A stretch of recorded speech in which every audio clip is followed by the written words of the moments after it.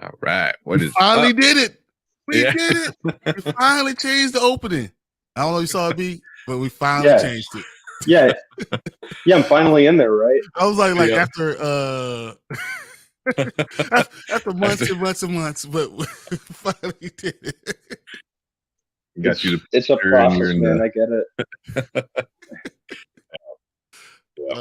But I was up a while last night doing a bunch of stuff. So I'm like, that's on my to-do list. So that moved up number one.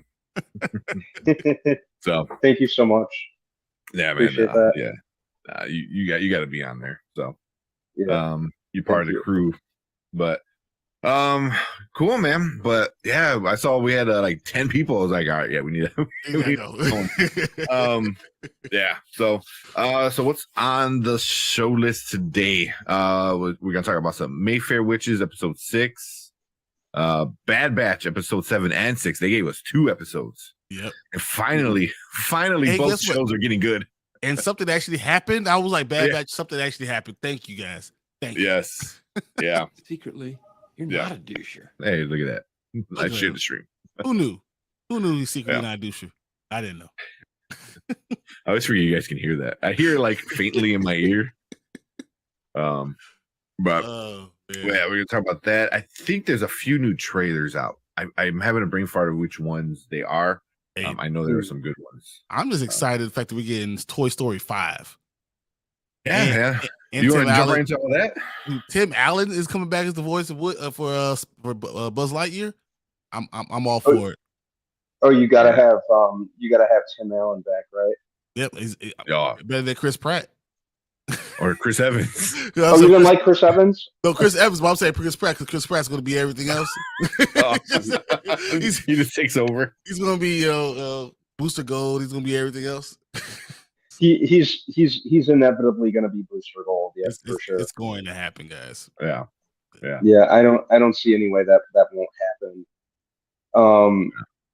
But yeah, I'm good with Toy Story 5, even though it really could have ended at 3. I thought 4 was decent enough. I mean, it's good, but when they're holding hands, like literally, it's one of the saddest things I've ever seen. They're holding hands, totally going to the furnace. Yeah. I was done. I was like, tears coming down my eyes. My wife's like, "Are you okay?" I was like, "No, I'm not okay. Do you see what I'm watching? Just leave me alone." Why are you crying? What's wrong with you? Where's your soul? That's the problem. You have no soul. Yeah, but I guess a lot of people are talking crap about Toy Story 5 because they're like, what are they saying? Like Toy Story 4 sucked. I was like, I don't think it sucked. Like, it wasn't the best Toy Story, but I feel like number 1 is the best, and then everything else is tied for second best. I don't know. I think 3 is right there. 3 was good. I mean, one is number 1. I think 3 is number 2, and then everything else is like 2 and 4, like right there. Yeah. Man, what's up, Zach Tax? What's up, Zach? But yeah, I like 4. I thought that was good. Yeah, I like them all. Yeah. Where can the story go? Exactly, that's what I was thinking. Like where could it go after the 4th one? Mm-hmm. I don't know. I mean, they're split up. Woody's not there anymore because I don't know what they're gonna do. Are they gonna meet back up? Are they gonna go to space for real? Like, I don't know. I mean, just follow Fast and Furious. I mean, if you lose storylines, just go to space. Just go to space. Just what it is. Speaking of which, I think I read the Fast X or whatever they're calling it. The trailer for that comes out tomorrow. Oh my god. Oh yeah. I think another trailer is coming out. Man, there was a trailer that was coming out today. I gotta look it up. I'm just done. Fast. I was done with Fast 8. So yeah, I think probably 8 is where I used to find those movies incredibly entertaining just for how much they violate the laws of physics. I just think they're entertainingly dumb. But even by those standards, most of 8 and pretty much all of 9 really took it too far, even by that franchise's standards. Especially with how serious 9 took itself. Dude, but Tretch, like, all the characters don't make sense to me. None of the characters make sense. No, they released some pictures. Yeah, Brie Larson's in it. I forgot she's in it. She's the only reason I'll watch this one. Brie Larson, and then we got because I've always liked Brie Larson. Yeah, we have Vin Diesel. Mm-hmm. Badass. No one takes these movies more seriously than Vin Diesel. You know why? That's another... You know why? Family. Yeah. Family. Yeah. Yeah. So and then we got it's pretty. Hey, wait a minute. Who was that? Aquaman. It looked like Lobo. Oh yeah. Right. Yeah. That's funny. Oh, you needs to be in space and is making a DC movie. You're good to go. There you go. The bike just flies off. Yeah. All candy. Just starts hovering. Shoots off into space. How is he going to be related to Vin Diesel? Because they're gonna make him related to Vin Diesel somehow. Some like third brother that he didn't know about or some stupid. Yeah, which is hilarious to me, especially in Fast 9.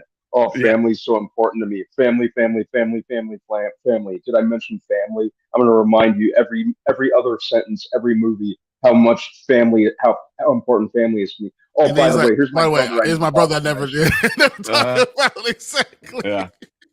The most ridiculous thing in that movie of a smorgasbord of ridiculousness was them trying to sell the fact that Vin Diesel and John Cena were blood relatives. Blood brothers, like what? Not just brothers, but blood brothers. Really? Yeah. Come on, man. That whole retcon of their father's death and stuff, and it was such crap. Well, you know what? I'm thinking, you know what? He's going to be related to The Rock.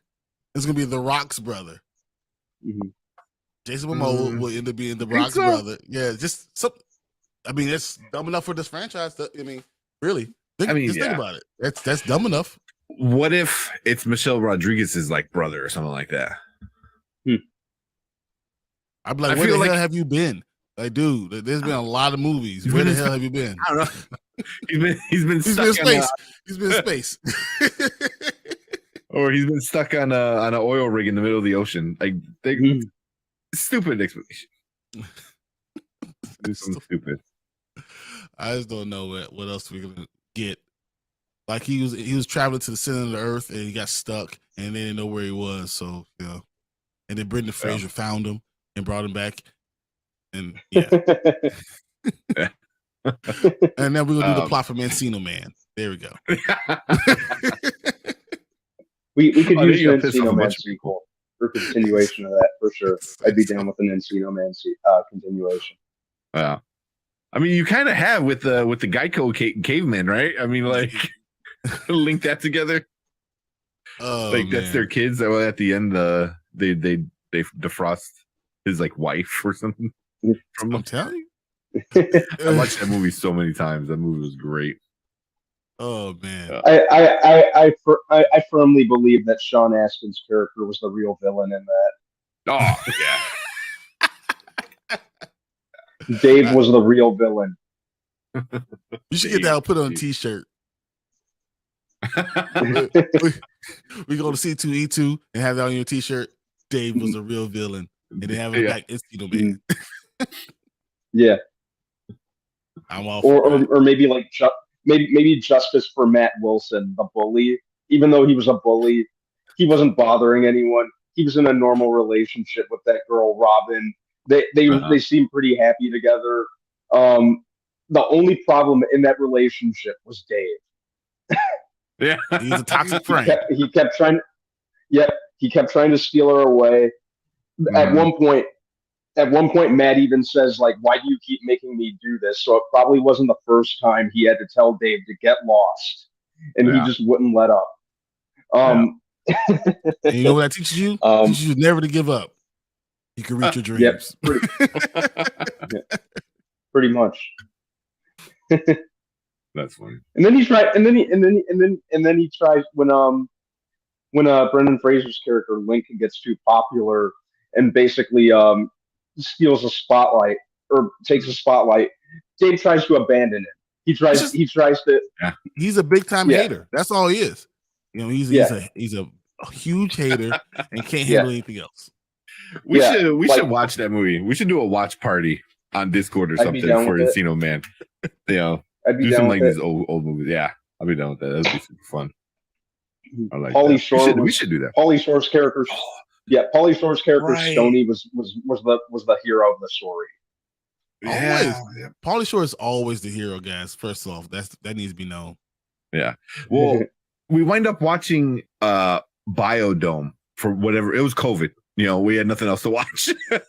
I think we watched a documentary of the actual real Biodome, and they were like, "Hey, let's watch Biodome," and that movie does not hold up. It's just not hold up. It has some funny moments, but man, yeah, it's very mid to late 90s. Oh my goodness. Oh yeah, very much. Even the science doesn't hold up. It's terrible. Like, why are you doing this again, guys? Yeah, back then. Yeah. Yeah, we should do a few like watch parties, like at least once a month or Kylie, something like that. That sounds fun. fun. Kylie Minogue, Joey Lauren Adams in that movie were just looking so good, though. I'll give it that. No, it's like the super stereotypical like 90s like chicks. Very much. Yeah. That was my introduction to Joey Lauren Adams before Chasing Amy. I was probably allowed to watch Biodome before I was allowed to watch Chasing Amy, and Really? I probably wasn't. Yeah, I wasn't allowed to watch Chasing Amy. I had to That means you were raised right. My parents didn't care at all. Yeah, they didn't care. You were raised right. My parents were like, whatever. I don't care what Mallrats, Chasing Amy, watch the whole Clerks. Clerks too. Yeah. It doesn't matter. They're like, whatever. Yeah. There's not a booby on it? All right, cool. Yeah, exactly. They just talk about sex nonstop. But yeah. Oh man. So what else we got? We got Toy Story 5, Inside Out 2. They're gonna make a sequel to that, which that makes sense. But the first one like didn't do well. It didn't do. It was good. It did okay. It was a good movie. It was sad. It was super sad. I mean, it made everyone cry. Yeah, I can't. I can barely handle any most of the Pixar stuff any more than once. Your heart can't take it. It cannot. I remember after Soul ended, I just kind of sat by the window. Oh my god, dude! I could see you sitting by the window, like in the raining, and just looking sad, looking out the window, just because that's how I felt. That was so sad, and then he had to die again. I was like, oh my god, this is awful. Just by chance, just kind of by chance, he happened to get a second shot, and like, dude, yeah, Pixar almost ruins like people's childhoods. I mean, you need to kind of ask yourself who hurt Pixar. Yeah, exactly. Who did this to you? Like, do you want to talk to someone? Well, yeah, they kill everyone off. Like, and like we grew up on that stuff. Like Bambi is like a classic. Like it is a very, very emotional trauma scene right from the start. Yeah, oh my god, yeah. Oh, dude, that is messed up. I mean, at least Lion King, you get some good stuff. You get the happiness, you get the connection with the father and all that stuff. You get to meet everybody. But I mean, they just hit you right in the heart, like an up. Hit you right, like heart punch. When it's punched immediately. Like, come on, man, don't do that. Yep, like immediately, like from the jump, they get you. Yeah. I think.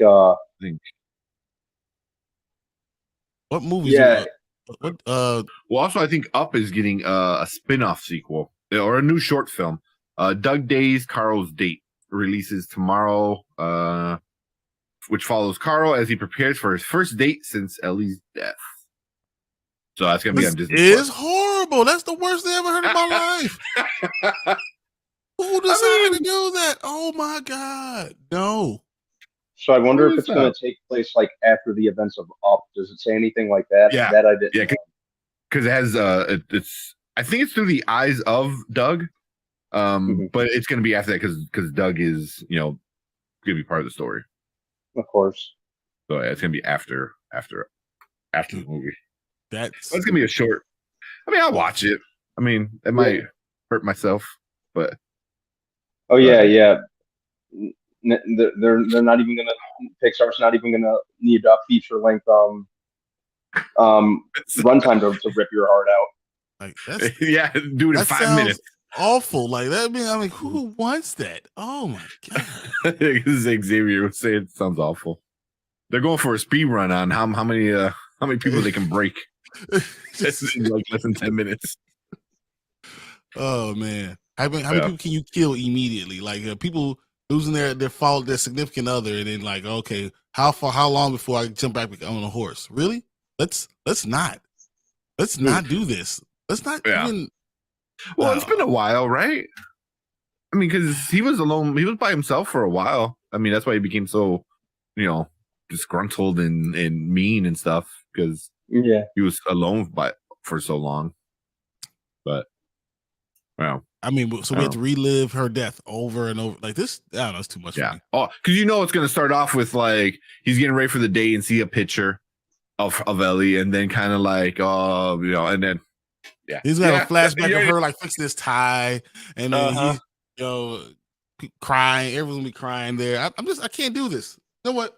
I don't want to talk about this anymore. Forget this. I can't do this anymore. So someone got a trailer. Can we watch Luca? Well, we got. There's 2 more sequels. There's Zootopia 2 and Frozen 3. So Zootopia 2 is a perfect. You need to go ahead and do that. That makes sense. Yeah. And Frozen 3, I'm surprised they waited 4 years for this. I mean, how much money you don't need money that much? Like who needs to wait 4 years? Like another generation knowing Let It Go. Another generation of singing and princesses. Come on, they got the story already. What's the opposite of Let It Go? Keep it close. Bring it in. Yeah, come on. Yeah. How far do you think they'll go with this? Because before they always said, Elsa is Elsa going to be, queer? You know what I'm saying? They kind of hinted at it in the first one. They almost made her asexual in the first one, but are they going to make her something like that?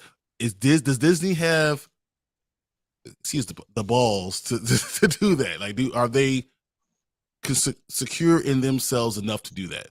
And will they risk making $1 billion to do it? It won't make any difference to kids. But it will make a lot of difference to the parents. Oh, there are them, yeah. And that's why I'm saying you can risk. They could lose half their money. Trust me. Yeah. Well, you know what? When I think about it, say they do decide to go that route, they already got everyone that's pissed off at them. You know what I mean? Like, so whether they make her straight, queer, asexual, non-binary, or whatever they want to do with her, or just be single. Like, I don't need a man. I'm cool by myself. You already pissed off those people, and they're not going to watch it. They're not going to watch anything at Disney at this point. You know what I mean? So I don't know. I think do you even care about that crowd anymore? There's a new generation. Yes, you do, because you know what? It could still be a big crowd because it's still parents. And even people that say they're okay with it for themselves. When you're talking about parents, they might not be okay. Like I see it all the time. You see those type of things. Some people just are not going to be okay with it, or they'll say, "I'm okay with it for me, but not for my kids," and that's where you're going to get this huge backlash. So I wonder if they're even willing to do that, or if they're going to do the exact opposite, which I hope they don't, and they just pretend like that never existed, and they just try to marry Elsa off. Whatever.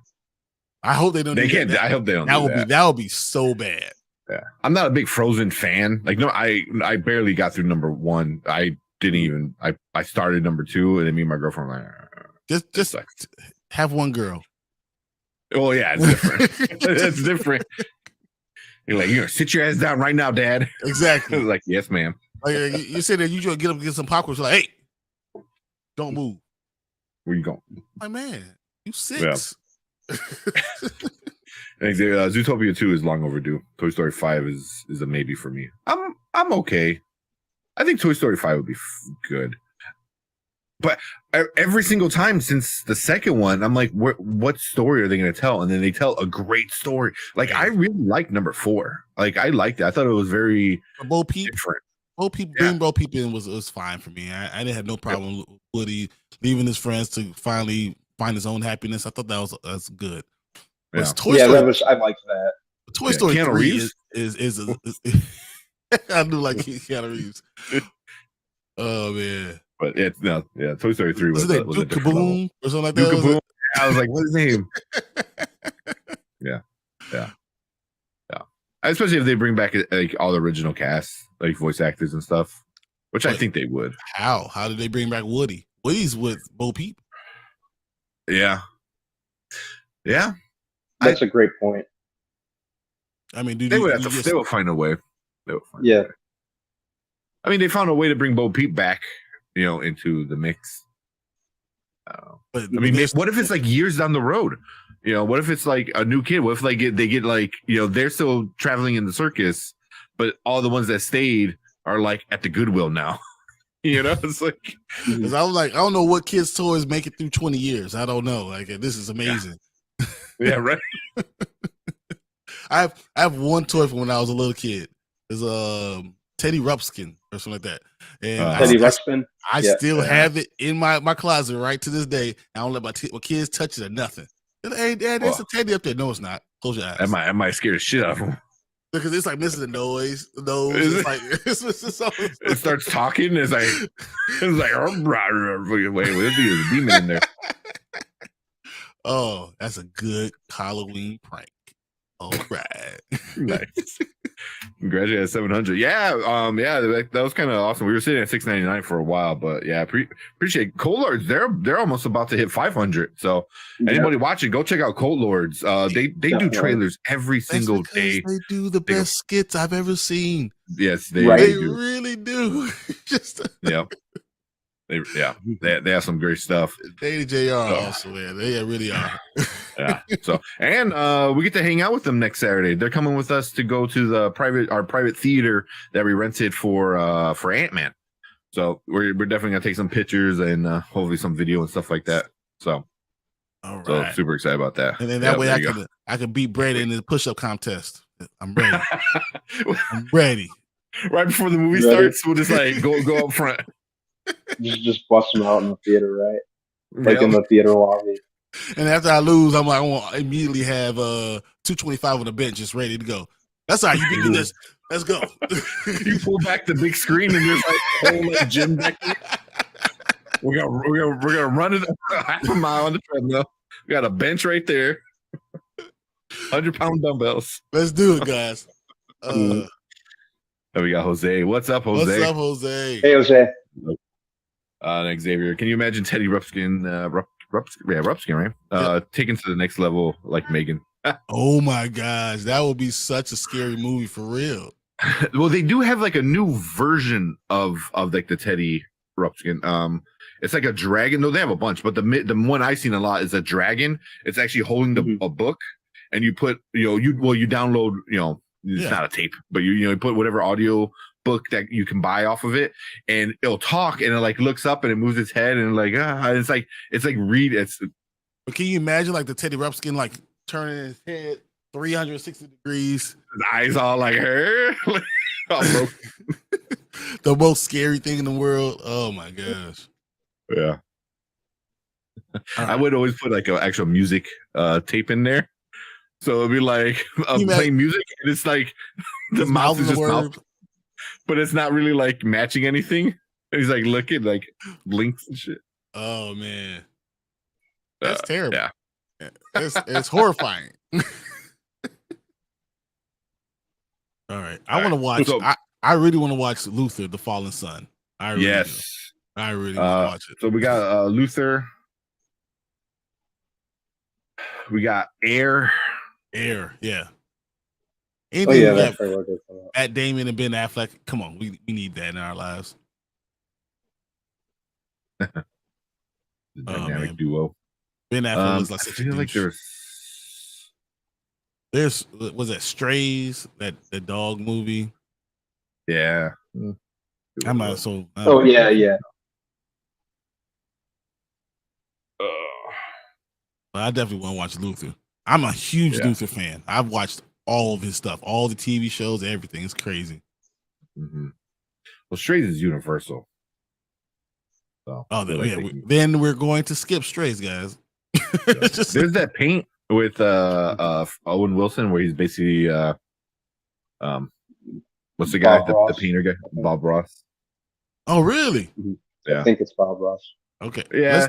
Let's do those three. Those sound like fun. I like it. All right. Get everything set up real quick. What is this? Okay. What we got? Oh yeah. Okay. Never mind. Yeah. History of the World Part 2. Yeah, that's cool, but No, I'm good. I mean, it's funny stuff. It's funny. Yeah, I'm trying like, to. Derpy, Trying to congratulations decide how on I feel about 700. that. I'm still number What's 100 going on, day Derpy? one. What's up? You are. You'll never. You'll always be that. Thanks, Derpy. Yep. Yep. Number one. Also, go check out Derpy. Derpy's putting a lot more stuff up on his channel, going live a lot more, sports, movies, all that good stuff. So, he was live. He was live when when LeBron broke the record. That's pretty cool. Yeah, that was cool. All right. So we got Air, we got Paint, and we got Luther. Have we ever seen the Lost Kingdom official trailer for Aquaman 2? Has that come out yet? Have that come out yet? No, it's not out. Okay. Be surprised that movie ever even sees the light of day with how many times they've delayed it, shifted the release date around. I'm surprised Shazam 2. Yeah, I'm surprised Shazam 2 is like staying put for next month. I'm not even going to believe that movie is out until like I've sat through the entirety of the end credits. As much as Warner Brothers wants to push it back, it's so frustrating. I agree 1,000%. Yeah, you got wait till the day before, and they're like, we gotta push it back. Yeah, either you're gonna put the damn movie out or you're not. Yeah. All right, let's do this. And I loved the first Shazam. It's almost to the point where it's like killed most of my interest in it. It's hard. You're 100% right. I mean, we're at a point like this movie should have been out a year and a half, 2 years ago. Like, why are we waiting this? This is crazy. Like they waited long enough anyway. Asher Angel, who plays Billy Batson, is like bigger than Zachary Levi. He's gonna turn into a smaller guy.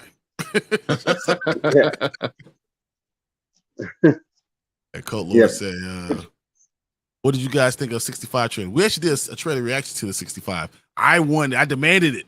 I was like, we need to do it. Then we saw those dinosaurs. It looks okay. I think it's gonna be a fun movie. This is, that's what I want to do. I'm just gonna enjoy going to the movie theater all from March 3rd to like August. Like every week, I want to go see a movie. Yeah. Because really, after Ant-Man comes out, we're gonna get a good run, and then March is when it's basically every single week. Yep. Until like when school kind of comes back in like August, September. Yeah, I mean, we're gonna get two sometimes, especially when we get in the summertime. We're gonna get two movies released that are great. Yeah. The 65 looks cool. I like it. I'm kind of interested, like, how do they not know that's Earth? Because they're supposedly humans, right? Or assume there's no humans around. So if it's dinosaurs, there's no humans. So he went through a wormhole, so he doesn't know where he's going to go. Yeah, but that's why it's like, where did history get lost? Where they don't know about dinosaurs. You know what I mean? Because if it's from the future, right? But it's not future. He went through a wormhole and went into the past. Yeah, so like that's why if he's human, like from Earth, like how does he not know about dinosaurs? Yeah, but he didn't know that was Earth. So he's coming to a planet. He's like, he lands there and he's like, I don't know what planet this is, but the atmosphere is good. It's breathable. This is crazy. It's good. It's good for us to inhabit this. And then he finds out that it's not just a different planet. It's the same planet, just 65 million years ago. See, does he? Because isn't there a part where he's like, "Oh, there's monsters here," and it's like you see a giant dinosaur print. Yeah, but he didn't know what it was though, because it could be a monster until he sees the first monster and he sees it. Oh, it's a dinosaur. I get you. Okay. So now it's like man versus dinosaur. I didn't get that from the trailer. I got it from like he didn't know they're like. That's what I thought. Was like, I did not know that it's dinosaurs. No, he knows it's a dinosaur, but the question is now, can all his technology beat dinosaurs? Big teeth. Yeah, like who wins? Your technology or the guy behind you who eats you because he's bigger than your entire body? Like, almost John Wick time. Oh, I cannot. Wait. Yep. I cannot wait for John Wick. Keep forgetting that's right around the corner. Yeah, it's just gonna be murder after murder and insanity and maybe someone. Oh no. Yeah, he probably hit. So I'll wait till he comes back and we'll I was run like, this I've trailer. never done that. I've never done that at all. Fellas, all right. I know it's the Flash trailer drops before the big game Sunday, so I don't know if it's possible we could do a live reaction together with quick stream or something. When on Sunday? It's gonna drop before, so there's like a leak, kind of, because it got the trailer got leaked. So they're saying like there's gonna, I don't know, are they actually gonna drop it though, like the official trailer? Because I know the leak's out there. I didn't watch the leak yet. I think what they're gonna do is they're gonna do it right before, still like pregame and all that stuff, and they'll do it right before. They paid a lot of money, exactly, a lot of money. So you still want the Super Bowl audience to see it, even if someone else sees it. You still want the Super Bowl audience to be able to see. So I have a hard time believing that's what's going to happen. Yeah, because I did hear that too, that it's going to drop before the big game because it got leaked like 2 days ago, I think. Yeah, but I wouldn't mind doing a live reaction if they actually drop it. I'm okay with it too. Yeah. I might be from wherever I am, as long as I'm not drunk. We'll do it. I'm not gonna be a drunk. If they drop it like Saturday, then if they drop it Saturday or even tomorrow, like Friday, but I feel that'd be such a waste.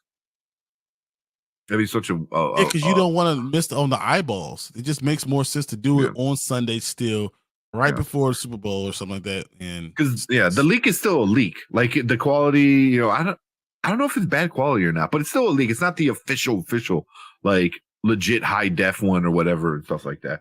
I just feel, I don't know. But I can see them doing it though, just to be like, I can see Warner Brothers deciding, we're gonna do another one. Forget you. We're gonna drop this new trailer that you didn't know about. How about that? Yeah. Excuse me. Yeah, we'll wait for Brandon to show up. Yeah. But real quick with the, I don't know if I'm gonna get my comic books this week. I just dropped $300 on taking the cat to the vet. So I was like, I was gonna ask you about that. Yeah. I've been already twice this week. It's terrible. So I didn't show you guys this. So this is I grabbed this one, the Spawn. That looks good. I love that one. And this thing called Little Monsters. Yes. Yeah. So this is 10. So I'm gonna have to go start grabbing some of the other ones. But I saw House of Nerd Show talking about it. We're talking about that in there, and I was like, oh man! And as he was doing that, I was like, in notes and writing that down. And then of course it's only Teenage Wasteland because this has been a really good series. Yeah, it's really good. And then it's Black History Month, so this is The Flash. So it deals with Kid Flash. So I thought that was really cool. So I grabbed that. Cool. It looks right. I love that art style though. It looked really nice and sharp. And I got some other stuff upstairs, but I was reading it already. So I jumped right on it. Hey, you said no Darkwing Duck. I got Darkwing Duck. Come on, Coat Lords. It's me. Yeah. Yeah. And you said it was pretty good, right? Yeah. I'm enjoying it. Yeah. I got gargoyles too, though. So I'm super nerd. Gargoyles. Well, they were pretty far ahead, right? Like they're not on. It's not a restart yet. No, they actually I think they re-dropped it. Oh, did they? Okay. Yeah. I have so many things I'm just trying to read at the same time. And you know what's hard about doing that? Trying to remember where you were. I have to go back to the original one to look at it again. And like, oh yeah, okay, that's where we are. That makes sense now. Yeah. Yeah, that's the issue when you got a bunch of comics at once. But Darkwing Duck. When there's trouble, you call DW. Yeah, that was cool. And man, everybody's praising how good Static Shock is. Like how good it is. I have the collector's one. I already read it. I read through it already. It was so good. So there's three different editions I saw so far. And I read through one and I bought the other two. So I got one in the bag that I'm gonna keep it in the bag. And then there's gonna be one that I wanna put up, put in my safe because I think this is gonna be a very good series. But if they had this, why wouldn't you? Nah, I'm not going to James Gunn. Not even going to start. So supposedly, who dropped? Was it Grace Randolph? There's somebody that was saying that there is a Mr. Terrific series and other like minority kind of characters that he didn't announce. I wonder if they did that because of the backlash. Like, wait, no, guys, no, we got it. We do. But he probably like left the door open. He goes, "Oh, this is not all of it, but here's some of it." You know, it's like, why would you not release Static Shock? I just don't understand that still. Yeah, that's the one I don't understand. I can understand anything else, but that one's the one. Come on, man. Yeah. So here's a wait for Brandon. A few other things. Patrick Stewart says he's been told to stand by regarding another potential Professor X return. I mean, obviously he has to be on Battle World. That'd be cool. As long as he's alive, he has to be there. I mean, yeah. But I was like, because I know you have to use him until what, 2025, I think. Mm-hmm. Then the MCU can recast like all these previous used characters or actors. Yeah, I don't know. I mean, do you have him?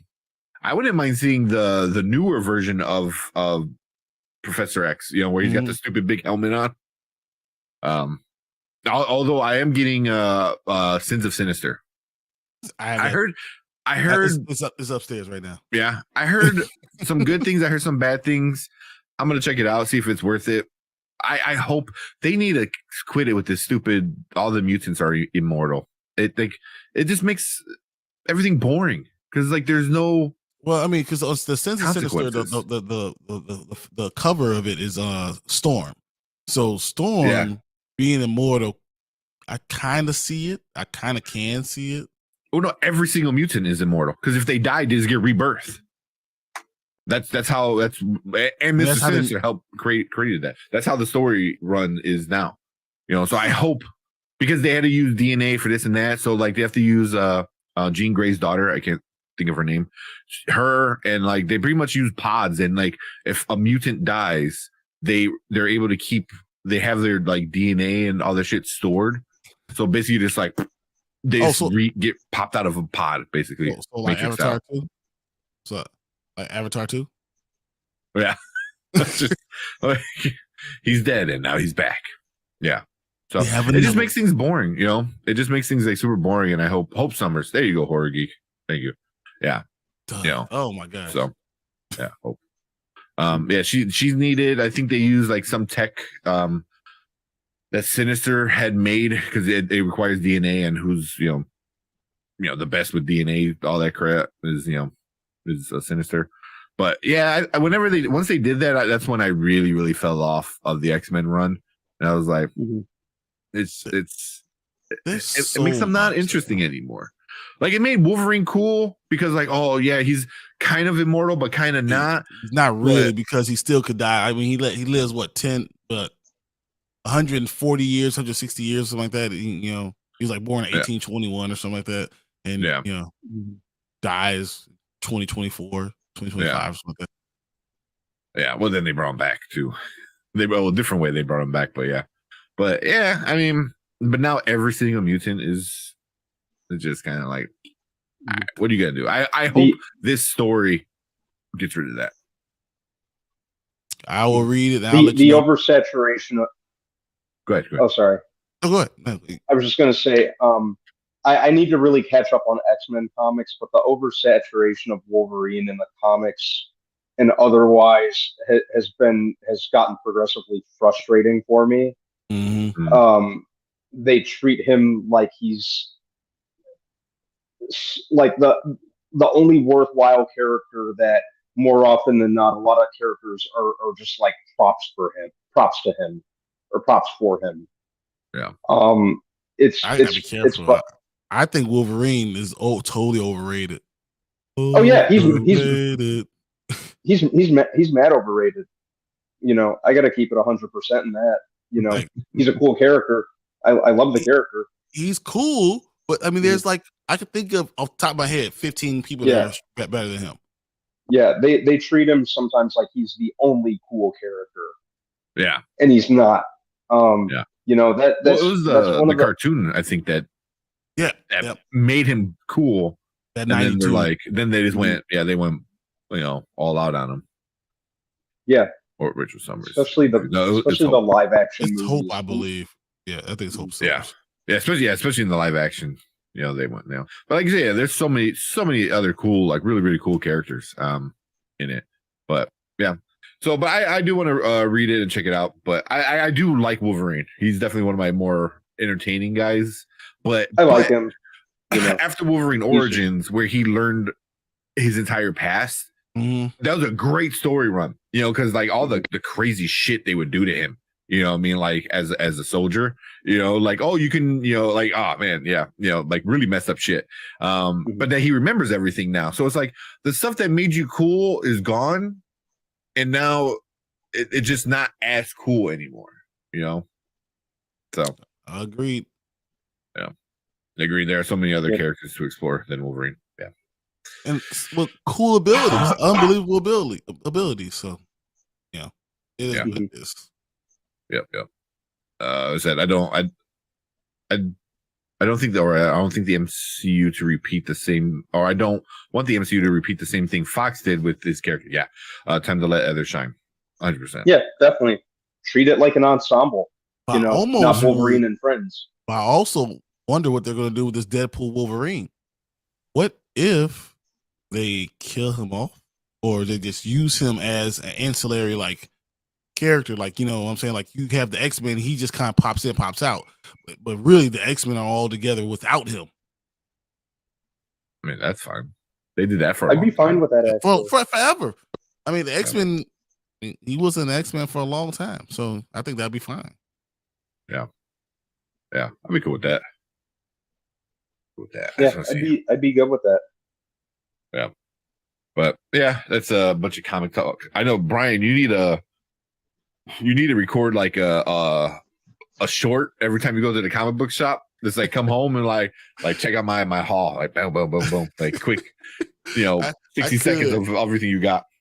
I could. I'm going way too often now. And you know what? I blame House of Nerds show for getting me into the independent ones because I'm getting so many independents and it's crazy. And I'm enjoying them. They have so many better storylines. Yeah. Damn, there's another one that just came out that they were talking about. Monarch is upstairs next to my bed right now. Monarch looked pretty cool. It's very good. It's very good. It's better than Stranger Things one. Like I was sitting there, like, I was reading the Stranger Things one, and Stranger Things was a book, right? So now it's like this comic book is basically for people who didn't know that Stranger Things was a book, and they're kind of give you the story in piecemeal.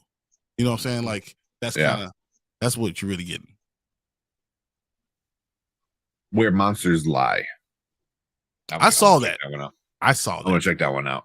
Just the art looks awesome, and with them talking about it on Sunday was pretty cool. I definitely got to check that one out. So, but yeah, these guys definitely, like, it's a Dark Horse comic, but they definitely Dark Horse is doing everything. They do some good stuff. Yeah, Dark Horse and the Image like that. They're doing everything. Yeah. But all right. Cool. You ready to watch some of these trailers? Yes, let's do it. Yeah, I'm telling you, I've been waiting for this Luther. I'm telling you. I know. All right. You want to introduce it then? You want to? Boy, you ain't gonna tell me twice. All right. I'll hit it, and you go ahead. And welcome back to Spoiler Kings, guys. We are in for a treat. I don't know how long you guys been watching this stuff, but Idris Elba as Luther is one of the best detective things I've ever seen, and we're finally getting the movie, a Netflix movie. We got a trailer that dropped. I can't wait to see it. You guys should be excited to see it. All right, Tank, let's see what we got, man. I'm hoping this is great. All right. So, Fallen Sun. I don't think I've seen this one yet either. All I know is that seeing him as Luther really made me want to see him as James Bond, because And as Luther, he's so cool. He has so some swag. It's so good. For sure. Yeah, I've never seen the show, so. Oh man, yeah. I heard the movie might be a good jumping on point for a lot of like people like me that never watched it. So, all right, well, let's check it out. Detective Superintendent Schenk. We need to know where he is. Look, I know he's in prison. Except he's not in prison.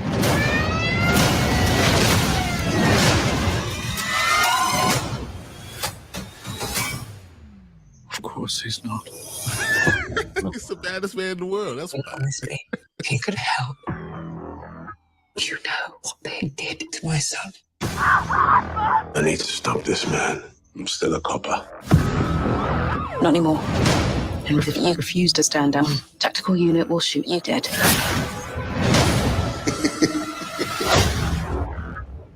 Something's coming. John, I looked you right in the eye. Andy Serkis. Because I was curious. I wanted to know if you'd see it in me. Because that is who you are, isn't it? The man who knows all about people like me. Why does he make an announcement? He wants the world to think that his bad dream has come true. It's funny that I get him before you get me. Make it 50. I know this man. I can live with what has to be done. You see me now? I am enjoying myself. Let the nightmare come. Because I'm ready. Dude. Very nice. March 10th. I'm done. Let's go. Very much right around the corner. I didn't know if we were going to see Alice, because every time I think about Luther, I think about Alice. You know, because she's just the main villain / anti-hero that I always think about. So I mean, I didn't know if they're going to like retcon her and bring her back or any of that stuff, but this is going to be really interesting. I cannot wait. This is going to be so good. Oh yeah, I'm so that just looks good. That looks really good. Like I would give it like a good like Catch Me If You Can type of like bad guy chasing good guy or good guy chasing bad guy. I was watching Luther on BBC. Like whatever I had to do to watch Luther, it was so good. And the opening was very, very noir. Very noir. The whole show is very much that way. And he's just a badass character. It is so good. I am so excited. You know, is Andy Serkis a new character, or is he somebody coming back from the show? He's a character that's been around still. Yeah. Okay. He's not the main bad guy though, because I'm telling you, Alice is man. Yeah. And for a little bit, I had things for redheads. I was like, man, this is crazy. That was the character played by Ruth Wilson, right? Yep. Yeah. Well, oh, you watched some of the show then? I never got through the whole thing, but yep, I watched Luther. Luther, I mean, is good. There's a lot of seasons, a lot of things you want to see. If you just go on Netflix and type in Luther, you're gonna see a lot of stuff. Yeah. I was watching it on BBC like as it was going on. I mean, I've been watching this for, it has to be like, I don't know how old I am, but maybe 7 or 8 years I've been watching this. Uh-huh. I mean, Idris Elba is so badass. I mean, he is so cool because he doesn't try to be cool, but he's cool without trying to be cool. Makes you even more cool. It's like it's just he brushed his hair one time in the entire show. That was it. So it says it came out. The first episode was in 2010. Yeah, 13 years ago. Yeah. It's been that long. Then I've been watching this since then, and yeah, they've been talking about we're gonna give you a movie. We're gonna give you a movie. I was like, if they just took the seasons and made sure everyone watched it and released it in theaters, this is one of the best detective noir type of movies. And it's really that way. It's not like we're not gonna Knives Out it. We're not gonna try to make it that way. It's really this way. It's very intelligent, and I love it. I love the character. Yeah, and I know they've been talking about making this movie for quite some time. It's been very much a like will they won't they type thing. So It's hard Yeah. because Idris Elba became such a big star. Yep. Yeah. Yeah. Well, that's what a lot of those shows that get big in Britain and get big, like Sherlock, like like Martin Freeman was always kind of big because of Lord of the Rings. But bigger. Cumberbatch was he's super big now. But Cumberbatch was just like like cool. And then now he's freaking everywhere. It's hard when you get big. So, but he's big in America. Idris Elba's big in everything. Like he's everywhere. He does like black movies. He does big movies, Hollywood movies. He's everything. I mean, look, he's Black Superman. Come on, guys. Oh yeah, go ahead.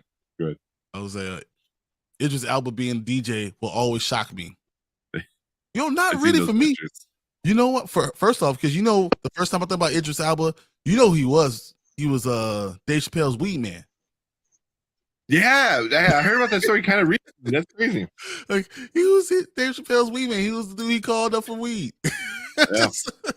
That's cool. And Idris Elba loves all type of music. So I mean, just listening to him, he could be a good DJ. I mean, it doesn't shock me at all. If Shaq could be a DJ, anybody could be a DJ. Shaq. So here I got a question then. So I haven't seen any of this stuff. I'm probably gonna check this out because that looked really good. That looked really good. Can Luther, the franchise, become its own thing? Something like the Bourne Identity kind of stuff, or even like 007. I'll put it like this: Luther is so big that's why he was named to be the next 007. Luther in England, in Great Britain, is unbelievably huge.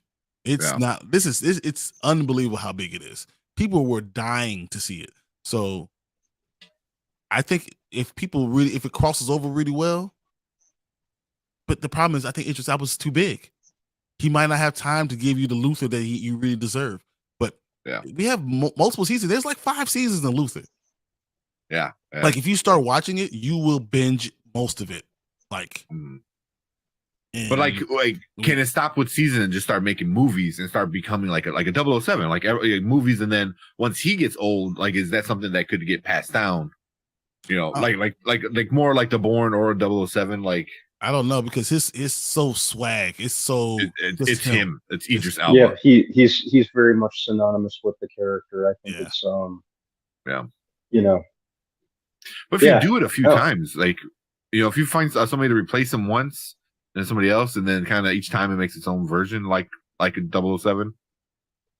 But it's just when you start seeing it, because he doesn't play by the rules. He's hyper intelligent.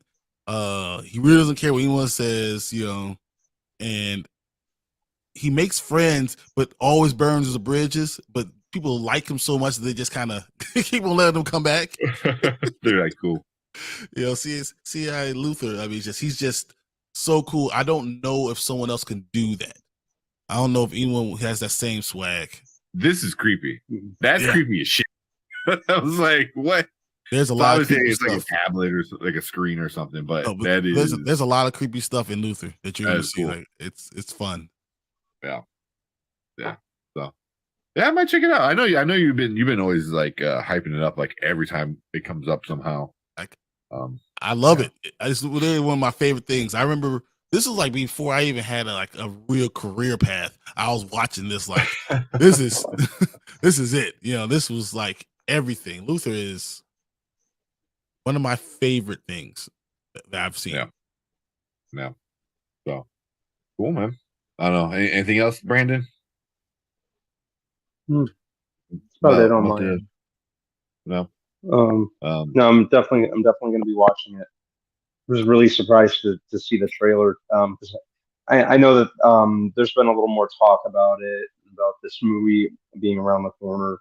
To see a trailer was a surprise today. So they've been sitting around the corner for 3 years, so I just had no idea it was going to be coming out anytime soon. Because of COVID stopped it the first time, I believe. Huh? I think so too. Yeah. Yeah. Guys, all I gotta say is check it out. And don't sleep on it. You have time. You have a month. Watch some of the seasons. Luther is one of those things you binge. It goes fast. Yeah. Is it a full season or is it more of like a BBC season where it's like 4 super long episodes? One like and two are like seasons, right? And then 3 and 4 are like super long episodes, like 2 super long episodes is 3, and then 4 is like 4 super long episodes. And it goes real fast. So you'll be caught up and you'll know exactly what's going on real fast. Okay.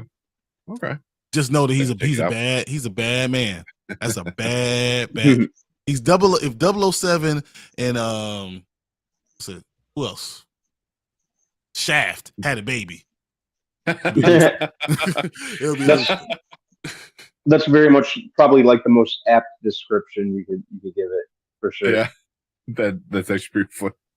That's what you need to do is like make a meme or something like James Bond times Shaft equals Luther. Exactly. That's exactly what it is. I wish I had like a little chart like we just do that. That's all it is. That's funny. But if you guys get a chance, please check it out. And tell us about if you guys watch Luther. Tell us what you think about it. Please. So if you watching the video, comment on it. Let us know. Like the video because I want do as much content as we can. And we're on our way to 1,000 subscribers. So please, guys, hit the subscribe button and look out because I'm going to do something on Luther when it comes out. It's going to happen. I'm going to drag Brandon with me, even he's like, I don't want to do it. I'm going to bring him on anyway.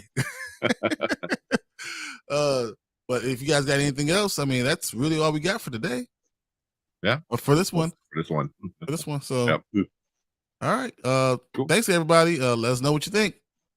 Cool. See ya. All right. Yeah, that looked really fucking good. Yeah, no. Yeah. Yeah. So there's another trailer called Big George Foreman. I saw that on there. Would you rather do that than paint? Or would you rather do let's do air and see how much time we have because okay, I like that. Yeah. All right. Yeah, let's do air. All right.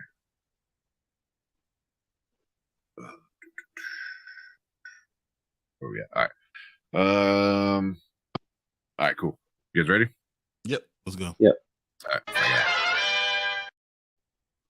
All right, welcome to Spoiler Kings. So we're live right now. So if you want to check us out while we're live and join us with all the trailers, make sure you hit that sub button and that like button so you can join us when we are live every Monday and every Thursday. We watch some trailers and movies and TV shows and all that good stuff. But right now we are gonna watch Air, which is about Nike, the beginning of Nike. Swoosh. Yeah, exactly. The monster conglomerate, like just the thing that Nike is insane right now. That owns Oregon, basically. yeah. So I saw this one already. It's got a stacked cast. Like it is a lot of people. But yeah, let's just watch it and then we'll talk about it a little bit. Go. 1984 has been a tough year. Our sales are down, our growth is down. Sonny, I brought you in here to grow the basketball business.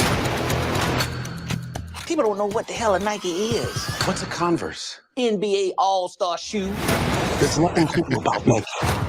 You have to have a pretty compelling pitch. I can tell them the one thing the other companies can't compete with. Our basketball division is terrible. I do not love it.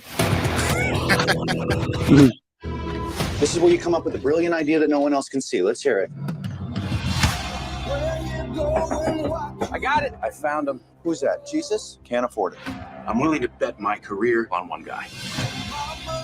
My name's Sonny Vaccaro. I'm with Nike. Do you typically make it a habit of showing up at people's front doors on a night? Damn. I don't like to take no for an answer. Oh man, here we go. You asked me what I do here. This is what I do. I find you players, and I feel it this time. Yeah, okay, it's risky. When you were selling sneakers out of the back of your Plymouth, that was risky. Don't change that now. For a rookie? Yes. Who's never set foot on an NBA court.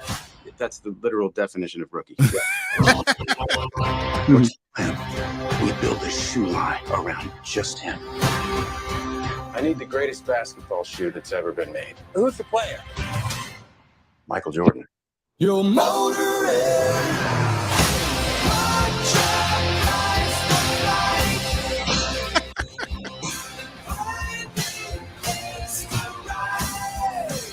You have our attention.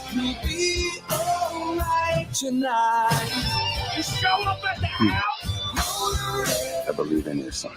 I believe he's the future. And his story is going to make us want to fly. But a shoe is just a shoe. Until my son steps into it.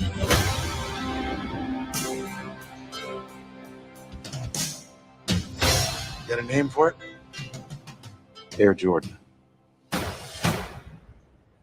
don't know. You're growing me.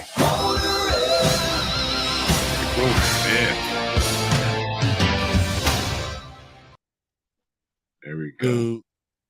Dude, you know you from Chicago if you get goosebumps watching that trailer. I was like, are they gonna show his face? It doesn't even matter. Yeah. Are they gonna show his face? I think I remember reading like they're not going to show like Michael Jordan like his face or like in person. He's going to be like more of kind of like a background character who's mostly just mentioned in dialogue, which is an interesting way to go. It's probably the smartest way to go because you can't make someone look like Michael Jordan. Like you're Jordan. He's Michael Jordan. Yeah. Like unless you then you just get the Jaws effect. You know what I mean? Like it's cooler when it's not on camera and people are just talking about it and how scary it is. In this case, like how great he is and stuff like that. Like I think it's a really cool way to go about it. I love in the trailer they said stuff like who we gonna get to sell this shoe? Jesus, and then like they called him Black Jesus, like so like so it's like it's so funny that Viola Davis says when Matt Damon says it's only a shoe, and she was like, "Till my son steps into it." To my son, yeah, yeah. So everything except for Ben Affleck's hair. It was the 80s, so. Hey, the glasses that Ben Affleck had on, those sunglasses inside with the tracksuit. Oh my God. Really? That was so 80s. Yeah. Yeah. That's definitely that's 100% an 80s look. I believe that's how the guy's hair looks. The older version, with the Nike. I think that's like one of his things that you can tell it's him from that. Yeah. Yeah. Yeah, Ben Affleck, Marlon Wayans, Chris Tucker, and then Viola Davis. Chris Tucker, Viola Davis just drops the mic every time he's like, "Hey, Viola Davis," you're like, "Yes, it's great." Great. How is she? Like, yeah, she's out there just killing it right now.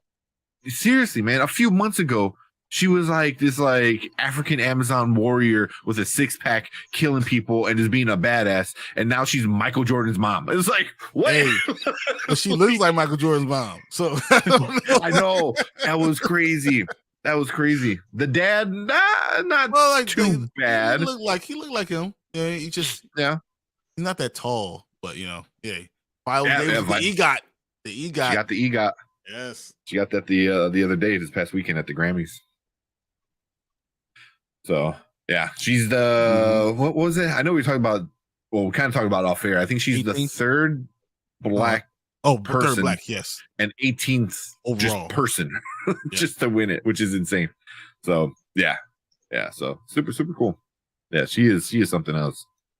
I feel like I have to watch this movie just because I own so many Jordans. I feel like I've helped make this movie with as many Jordans as I've purchased. Or that just are upstairs right now. Like I have like 7 Jordan 1s. I have the 13s. I have a couple 2s. I have a 7 and an 8.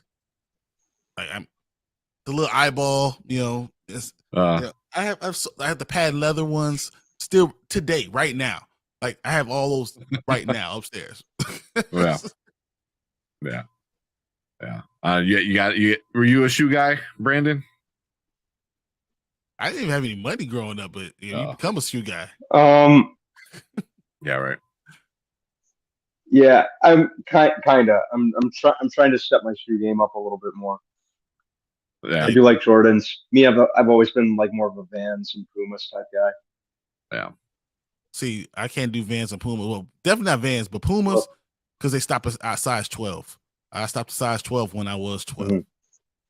Well, shit, I didn't know that about Pumas. I don't have any Pumas. Vans though. I love Vans because one I tear up gym shoes. So Vans usually tend to last a little bit longer than the rest. I learned how to choke slam people. Go touch. You don't touch my J's. You better not step on my feet. Must be crazy. People getting killed for less. See, that's the day. I think I had a pair of Jordans. They were probably like somewhere in like early 2000s or something. Like they were like not that crazy expensive pair, but it's just like I tear up shoes, you know. So I can't be a shoe person. So it's just like, you know. No, this started when I got older because when I was growing, I bought one pair of Jordans when I was 10 years old with my birthday money, and it was a size 9.5, and I wore it for 6 weeks because I went from 9.5 to 11 in 6 weeks, and my dad wore those Jordans 10? all the time. Yes, I had real nice. And my dad would wear them all the time and looked all nice, and I just had to look at them. He was like, "Oh, I told you, son, not to spend your money on these Jordans." So of course, I didn't buy another pair of Jordans until I turned like 19. I was like, until my feet stop growing, I ain't doing this again. You know, I refused. It was terrible. But that's what happens when you go from a size, like I think 10, I was a 10, and 11, I was 11, and 12, I was a 12, 13, I was a 13, and 14, I was a 15. Like, so like, why would I even buy more shoes? Like, yeah. that is insane. He should be darker. If he was darker, he'll look more like James. Maybe. I was thinking the same. Yeah. Got the little mustache there. Mustache is kind of shaved off a little bit. Yeah, I have a friend whose dad looks just like him. Yeah. Well. Yeah. But no, that's Jordan's mom for real. That looks like it. That works. Yeah. That works so well. Yeah. The whole trailer, I got like Wolf of Wall Street vibes, but without all the douchiness and drugs. I can see that a little bit. Right? Yeah. I don't know if it was because of the time era, you know, where it's like, you know, mid 80s and stuff like that. But yeah, I can see that. Yeah. Yeah. Waiting but like they're trying to hustle. You start Brent Pino's chest, like start humming. Yeah. Yeah. Well, also finding out like that was all McConaughey. Right? Which is the best. It's just McConaughey be McConaughey. Like the director didn't say anything. They're like, just go crazy. Oh man. Some people are just that fun. Yeah. Yeah. Oh man. Okay. Well, no, I think this is fun. I can't wait. I can't wait to see it. And it's gonna be April. I'll see you then too, guys. It's another movie, guys, in theaters. Yep, I don't care if I'm the only one in there, but I think you have to have J's on to get in the theater. That's just a rule. They'll be checking at the door. Yep. Nope. Those are not right. Those are the Shacks. That's the guy going like this. Yeah. I had a bunch of the Shacks because they were way cheaper. Those are $12, guys. Yeah. And they were fucking ugly. They were ugly. But yeah.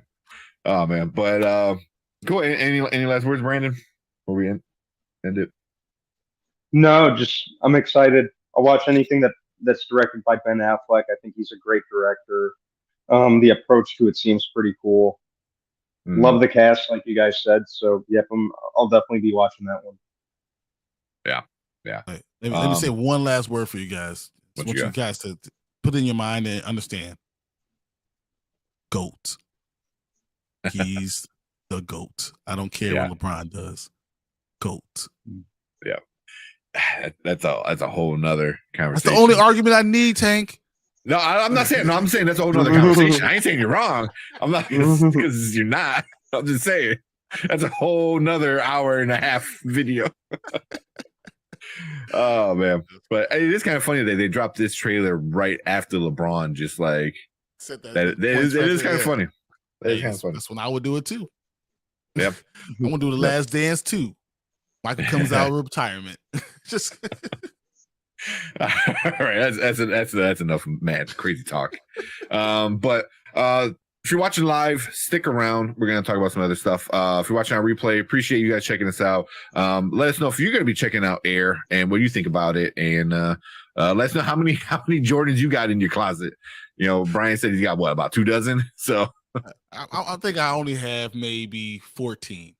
14. Oh, and it's a wall of them. You can see the whole wall, like they all lined up. Oh, you gotta display them, yeah, for sure. So, but let us know what you guys think about it. But that's it for this one. Please hit that sub button so you can check us out while we're live, and you can join in the conversation. But make sure you hit that like as well. But we are out of here. Thank you guys, and we'll see you guys in the next trailer reaction. Cool.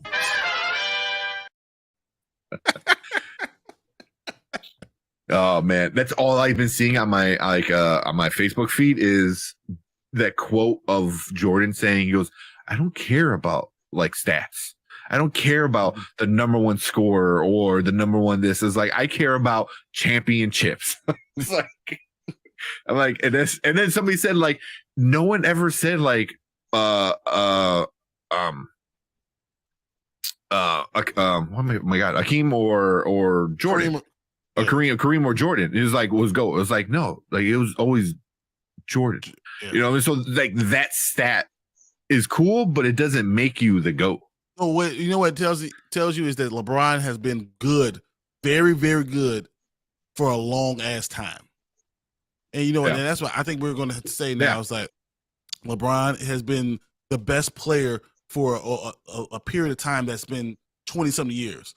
Kareem is the most accomplished player, and Michael Jordan is the best player. And you should have those three categories, and that's why they're the top three. You know, Kareem's the most accomplished, Michael Jordan is the best, and LeBron has longevity, has been good for longer than anyone ever. But that's because he's 6'9" and he's awesome. He really is awesome. You know, it's so bad because I have to like put him down just because people are just crazy. It's like no, LeBron is great. I love LeBron, but he's no Jordan. Yeah, agreed. Kobe. Yeah. Oh man. Oh wait, we got a comment. I don't know. No, we good. I don't know why StreamYard got me kind of that. Thanks, Stream Elements bot. All right. Did you guys watch Bad Batch and or Mayfair Witches? I saw both. Yeah, I saw Mayfair Witches. Was a little behind on Bad Batch. Okay. So we could do Mayfair Witches first then. Yeah. Episode 6. That's you seen episode 6? The what's it called? Transference or something like that? Transfer. Yeah, which one did you see? I'm pretty sure that's the latest one I watched. Yeah. Yeah. Like all the witches had to come into the house. When the boyfriend, the black guy, was like ill or whatever was going on. So no. So that's episode 5. So the one was she in bed with him or who? Yeah, she was. The first beginning of the episode, she was in bed with him. Yeah. Was Sif? Yeah, it's episode 5. Yeah, no, that's 6. That's episode 5. No, that's 6. Because at the beginning of the episode, Sip is laying down and knocked out in bed, and she gets up, and you know she's seeing Rowan. Rowan's seeing what you call it everywhere, and he asks, "Hey, is he here right now?" And she says no, and he's like, "I can feel him," and he asks her to give her the necklace, and then she says, "No, this is my necklace. This is my necklace. This is mine." And then she gives him a hug, and he takes it back and takes it and walks away. And that's the beginning of the episode. Yeah. Okay. Okay, then I am caught up. Okay. Yeah. With the creepy doll. Oh my god! Okay. That was disgusting. If you know that, then you're like, okay, I know that's the right episode. Because that was like, oh yeah, that's pretty cool. All right, Esmeralda's teeth in someone else's hair, and that's her left hip. I'm like, what? That was some crazy shit. That was crazy. All right, yeah. So we'll do Mayfair Witches, and then we'll do Bad Batch. So So we try to keep it a little bit shorter. Was that 20? So I think I'm after Mayfair Witches. I might just stop getting my bed. I got you. Yeah, so we can probably go like 15, 20 minutes. So like 140, 135 up in the left corner. Yeah, okay. About 140. That sounds good. Yeah, max. I'll say max 140. That's 20 minutes for one episode. That should be good. Right. Let me know, Brandon, if you want to lead one of these. Let me know. Okay. Do you want to lead this one or not feeling it right now? I'm not really feeling it right now. Yeah. But yeah, let me know if they do. Because I do want to have because I know Brian was been doing it when I was gone for a couple months. But it'd be good to get a little bit of everyone doing it. Yeah. I'll get in that habit moving forward. Yeah. But cool. All right, let's start this one up then. All right. Welcome to the Spoiler Kings. My name is St. Kramer. I'm with Brian DeGrizzly over here somewhere that way. And Brandon down here. What's up? What up? Yeah. Just another day. It's another day. Exactly. Another day. What episode? Episode 6. Episode 6 of Mayfair Witches. Mayfair Witches. Yes. Man. Finally, I'll let you guys say what you how you feel about it. But for me, real quick, it's finally getting good. It's not getting great, which is the issue, but it's finally getting good to the point where I'm actually paying attention to what's happening, not on my phone the whole time. The story is getting better. I am enjoying the story, but the acting. She's just not a great actress. It's just not. But I'm enjoying the story a lot. Yeah. I felt pretty similar. It's picking up momentum for sure. Yeah. So, it moved forward. Yeah. It was kind of at a standstill for the longest, and was just kind of moving like molasses. If we're being upfront about it, it finally kind of advanced things this time. I'm not sure this is. I've enjoyed Alexandra Daddario in a lot of things. I'm not sure if this was just the wrong role for her. Maybe she's being poorly directed. I'm not sure. She's not quite landing for me in the role. Especially with kind of more of the some of the more emotional scenes that the character of Rowan has to go through. Everyone else has been. I'm starting to believe that she's doing this on purpose. The idea that Rowan has to be detached a little bit. That's she's reading it and she's understanding that Rowan is detached from everybody. So there is a wall up all the time. And I'm wondering if we're going to get something, because we only get it's only 8 episodes, I believe, that we're going to get something different now that things are starting to happen, and she thinks she knew what she wanted, and then she's going to find out that's not what she actually wanted, that we're going to get a different Rowan. And maybe it was all ploy and we're all stupid. And she is been playing us like a fox, just playing us the entire time. And we were like, bam, gotcha. I knew what I was doing the entire time. I actually can't act.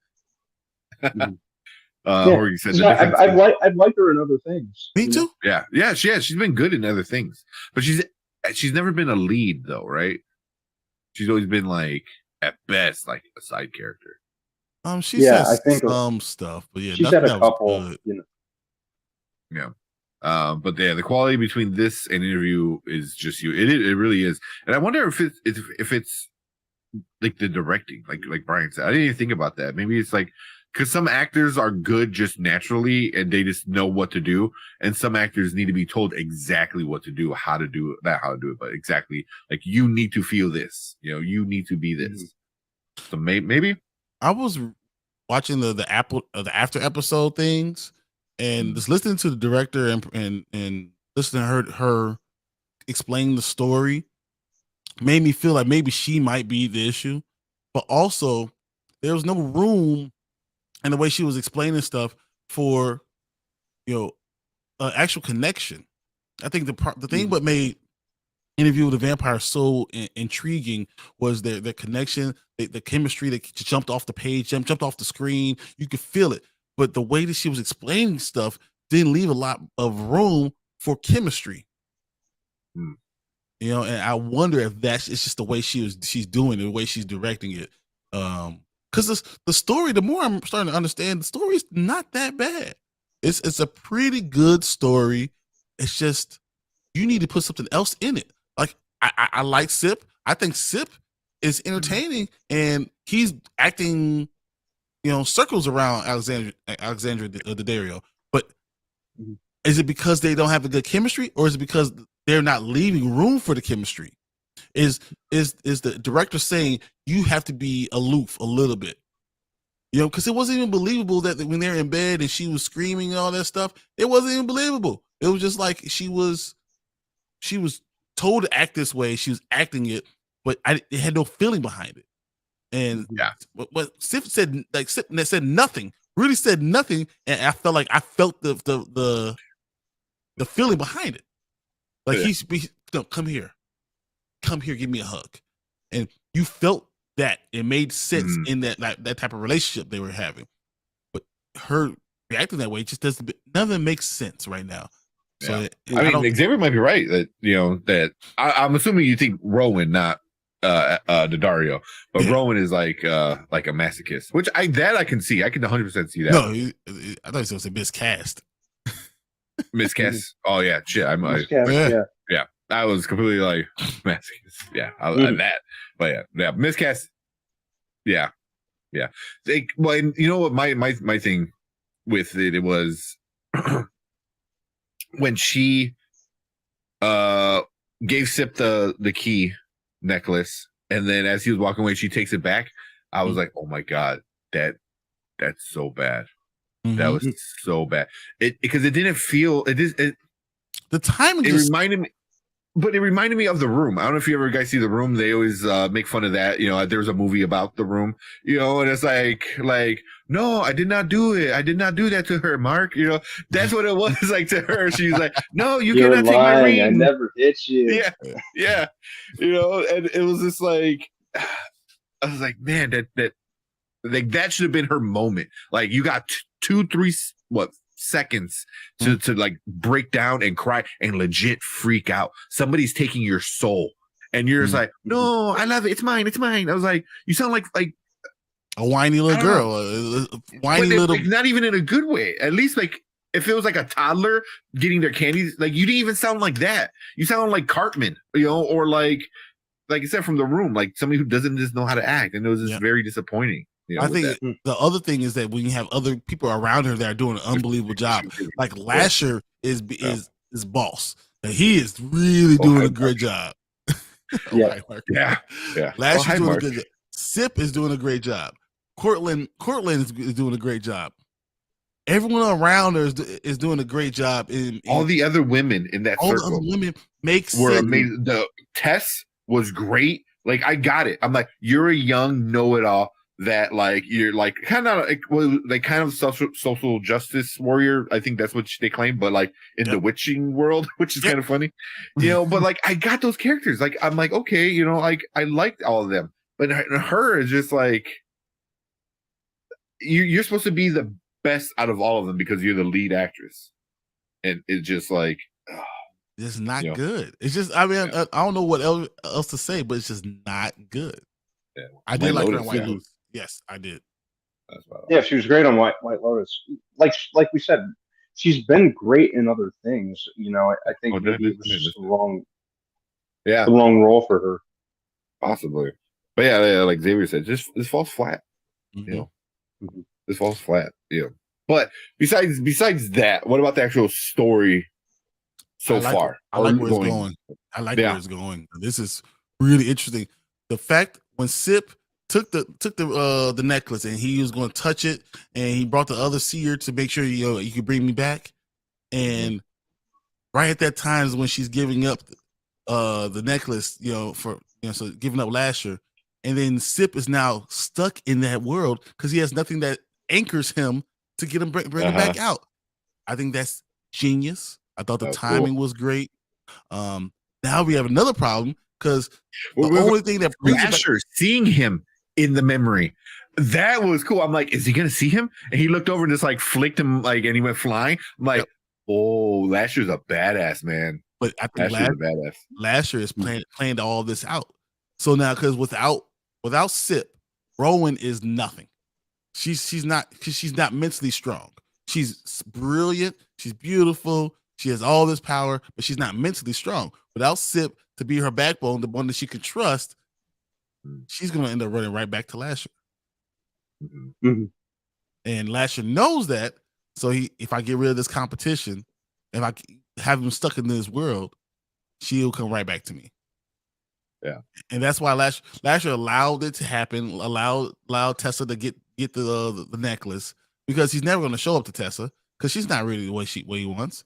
He's not that. He's not the 13th, which the 13th is the most important one.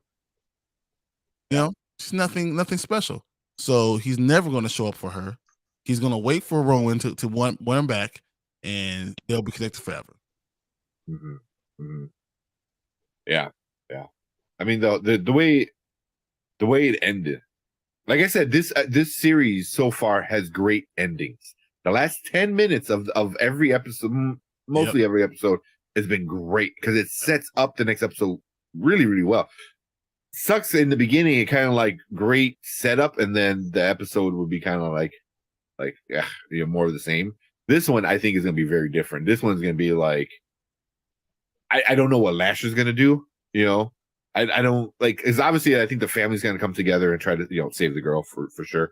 But like, does Tess lose faith in being a Mayfair and stuff like that? I don't know, man. It's like, no, I think she knows that she's not the one.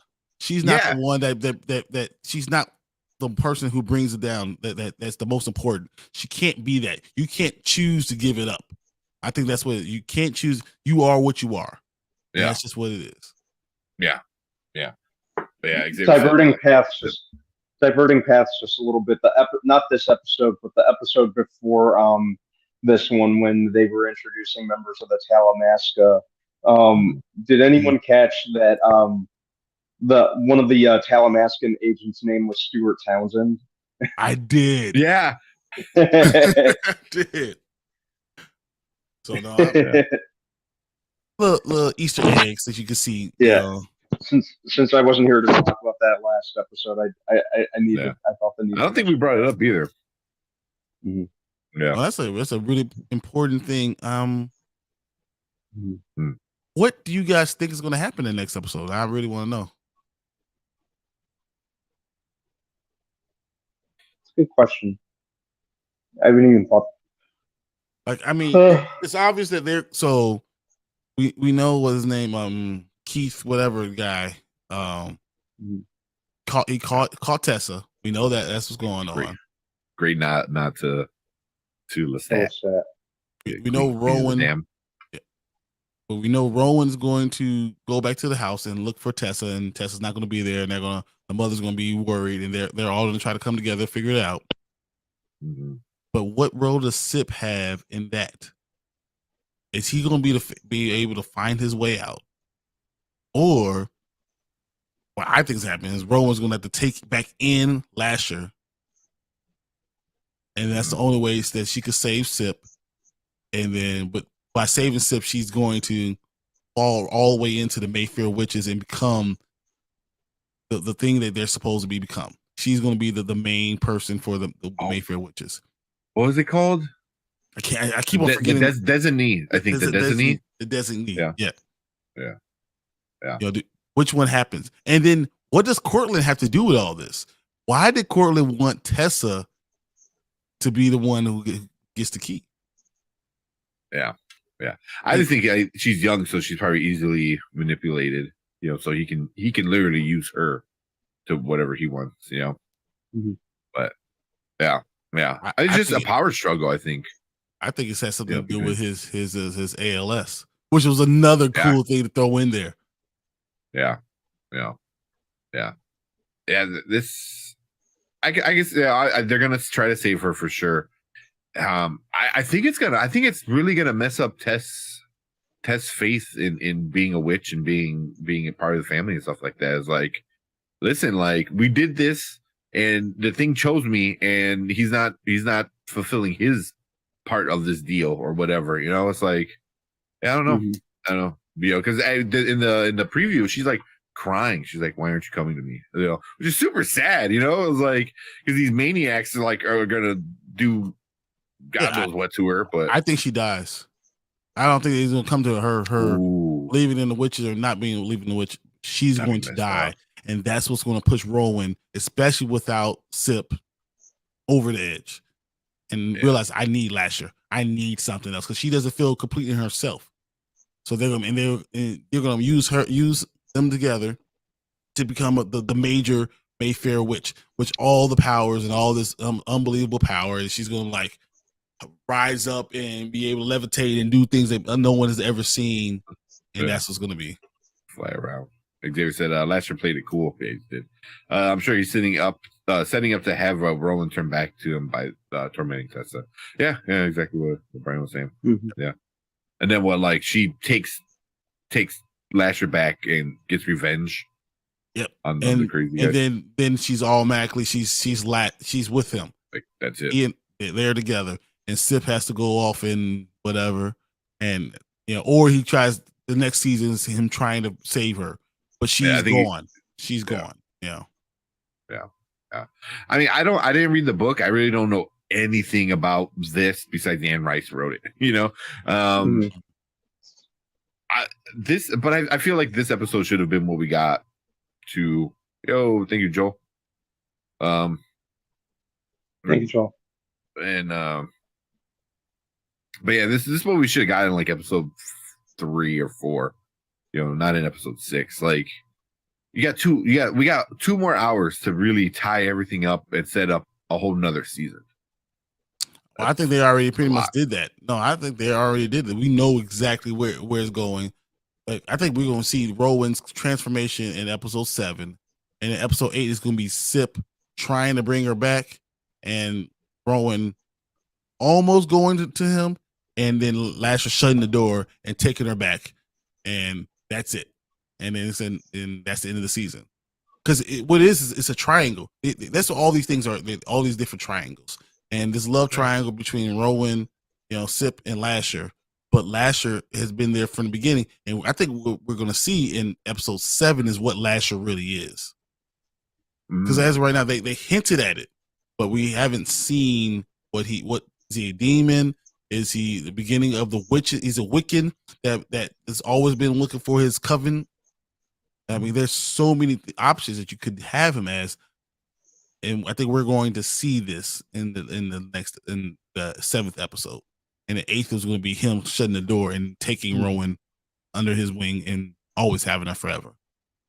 Yeah. Damn. I can see that. What are you, Brandon? What do you think? Yeah. You want to see go anywhere, or you want to see them do something? I think it needs to, just for the sake of, holding our interest, because like I said, this was the first episode that really seemed like it really went somewhere, at least for me. And just to kind of pick up that momentum or maintain our interest in season 2, since that's official. So hopefully, yeah. I haven't really had the mental capacity to ask myself where it's going, just because I've been this is kind of new to me for this show actually moving forward. Yeah. What? Something happened? Yeah. So we've been running the place for the last 3 weeks. What do you mean something plot? Yeah. As much as great as Alexandra Daddario is to look at, I kind of need a little more than that. Yeah. Understand what we said last week.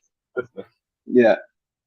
So, yeah, we'll see. I'm really playing it by ear at this point. Yeah. So one last before we go. For me, this show is kind of really teetering on good and bad. I don't hate it. I don't love it though, but I keep watching because it is good enough to bring me back the next week.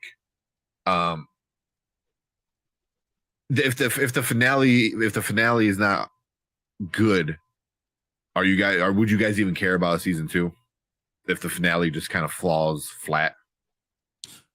I like this idea of the Anne Rice universe, this universe that she's creating, or that they're creating for under her stuff. So I can see myself still watching it. But I think we really need a banger. You know, you need to finish this hard. You cannot let it just kind of just fizzle out. And you can't just try to rely on Alexandra Daddario's acting skills. You need to really have great plot, great movement, and great intrigue into the next season. And if you do that, we'll be okay. Yep, I agree. Yeah. Yeah, I like the idea of this Anne Rice universe, so I'd give it a shot either way. Yeah. I mean, probably the same, but I want more. Like Brian said, I like it a little more. And then Debbie said, "Hey, how they got 8 episodes and an interview with the interview only got 7." Yeah, I don't know. I think it was so good that they said, and also hello. Hey, Debbie. Hey. But I think the interview with the vampire was so good that they knew they already had it. They didn't have to try to prolong. We have no filler episodes. They had the story, and they told the story exactly how it needed to be told, because we all know what we're trying to get to, the vampire Lestat. So that's all that matters. They know where they're trying to get to. They're telling a great story to get to where they really want to get to. Yeah, to tell the amazing story, the really the fun one. Like if you like this, just wait. There's more. That Pedro Pascal, like it could be better. Like exactly. If the finale bombs, I won't rush to watch the next season. Probably. You know, we'll see. Yeah. Interview with the Vampire got 7 of those because of COVID and plot changes. That makes sense. You know, I'm sure working around COVID, you know, it takes something that would normal time and like double it because, you know. But I don't feel like we missed anything. Yeah. Interview with Vampire. Yeah. They said it was originally going to be 8 episodes, but maybe that's why it's so much greater because it was paced. I forgot about the hurricane. And that makes perfect sense. Yeah. And that's why I was inside most of the time. And now that you mentioned it. Yeah. But that makes perfect sense. Thank you for that. Yeah. I mean, maybe that's why it's better. 7 episodes, you can kind of cut a little bit of fat, trim it up a little bit, and get right into it. It's better because of the casting and that connection. There's nothing like that connection. You felt the connection immediately in Interview with Vampire. You don't feel it the same way here, and that's what it is. Yeah. Cool. Any last thoughts? I'm actually excited. I'm actually excited to see the next episode. Like the last couple of weeks, I was like, "Oh man, I gotta watch this again." I'm excited to see where they go. I think this is has some legs. This could go and be something good. Yeah, I'm curious and excited to see if it actually goes further, for sure. Yeah. Well, I think now we actually got somebody we can hate. You know, like right away. Like, oh, these guys suck. You know. So I think that definitely helps. But yeah, but cool. So we will be back next Thursday talking about episode 7 of Mayfair Witches. So if you're interested, make sure you check it out AMC Plus, because we're on the AMC Plus schedule of it. But check it out. Come back next week and we can all talk about how much we either liked it or hated or it feels mid or what. But cool. That is it for this episode of our review of Mayfair Witches. If you're watching live, stick around. We're going to talk about some other stuff. If you're watching on replay, we want to say thank you. Hit that sub button so we know you like what we're doing. We're also on our way to 1,000, so that will be a great help. Hit that like button so it helps YouTube kind of put us out there to some more people. And thank you guys. Everyone hanging out. Tell your friends. We like all this content. So if you're enjoying the content, bring more people into it. Tell your friends, share our videos. Please do. We're trying to get get a little bit bigger so we can do more fun things. Because I think we like doing everything. We like a lot of different content. So if you like it, we'll keep on going. And thank you guys. Yeah. And then a quick shout out to our big projects in the month of February. We are doing Black Excellence in Cinema. We're releasing 2 videos, so make sure you check out those. We just did The Harder They Fall and Spawn. So talk about some great like real black cowboys, portrayed by great actors. And then obviously Spawn, if you're a comic book fan, definitely that's a must watch, right? Yeah. So definitely check out that. We got some more throughout the rest of the month, and also leading up to the Oscars. We are going to review all the best picture nominated videos and ask the question, should it be in that category? So, but yeah, so check out those. So February is going to be kind of big for us. But if you're watching live, stick around. But that's it for this one. We'll see you guys in the next one. Thanks, guys. All right. A little bit over. 5 minutes over. Hey, that's just me. Like I always like when we get comments, so comments always great. Yeah, thank you for the great discussion. Yeah, so it's fun. It's more fun when the show's good. When the show's good, because then it's just us bitching for 30 minutes. Why did I do this? This is terrible. Why? Yeah, I've been enjoying journeys on these things. I don't expect everything to be great, but I think Brandon's starting to wear on me. That's what's happening. I know what it is. That he's starting to wear on me. I'm starting to be okay with a slow burn a little bit. This is what's happening. Like, I hate slow burns, and now all of a sudden, I don't mind this so much. Yeah, as long as they keep that kind of upward momentum, instead of just kind of going like this and then taking several steps backward, or going like this and then going back down like this. Well, that's what I didn't like about Andor. It just, we brought that topic up many a times. I don't think Andor ever went up like this. I think it went like, and then just taking steps. Definitely. You got to give me something.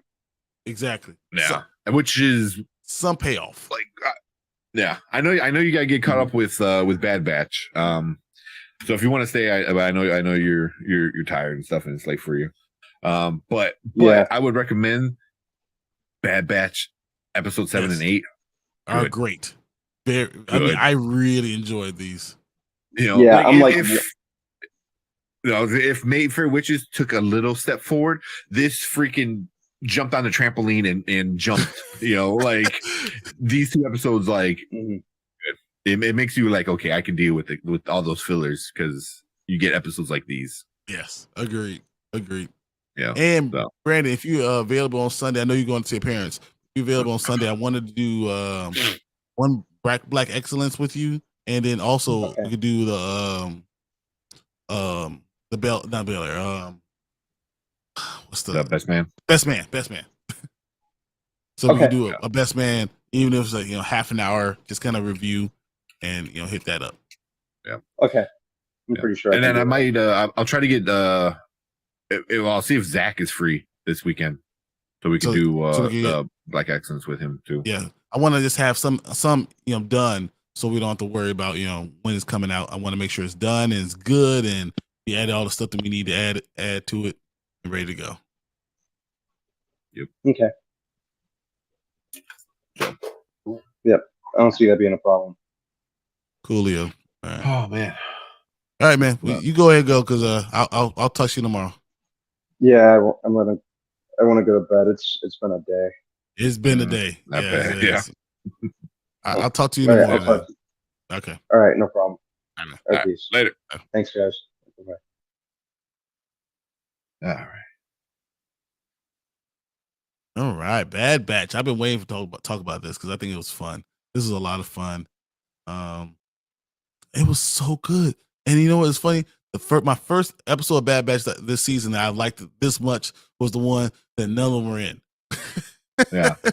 Where the story had nothing to do with them until the end, Yeah.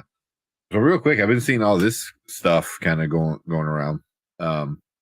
Boycott Proud Disney Family. over that Proud Family not an episode, like the movie, The Louder and Prouder.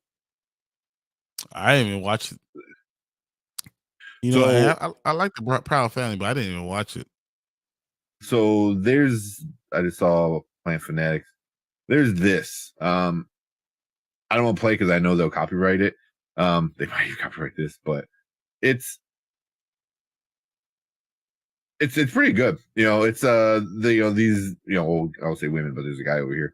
I But they're know all like, I know who yeah. all of them are.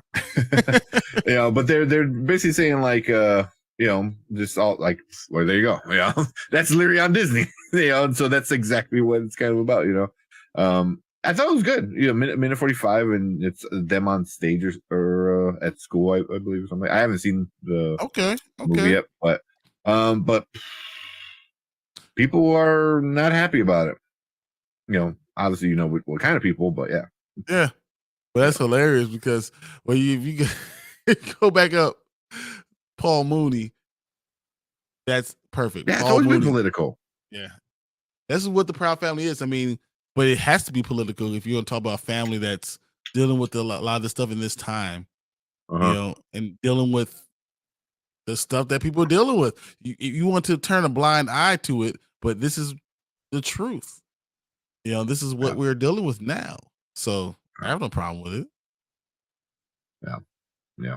But it's just, you know, like here, it's not Screen Geek saying this, but you know, they're just, you know, reporting that Boycott Disney trends over episodes of the Proud Family, Louder and Prouder, and then yeah, that's stupid. So, and then obviously, you know, Plant Fanatics, and you know, he's not one to stay quiet, you know. So he definitely goes, I have something to say. So, you know, definitely check out Plant Fanatics. You know, he's probably live right now. There's probably it's 24-hour show, probably.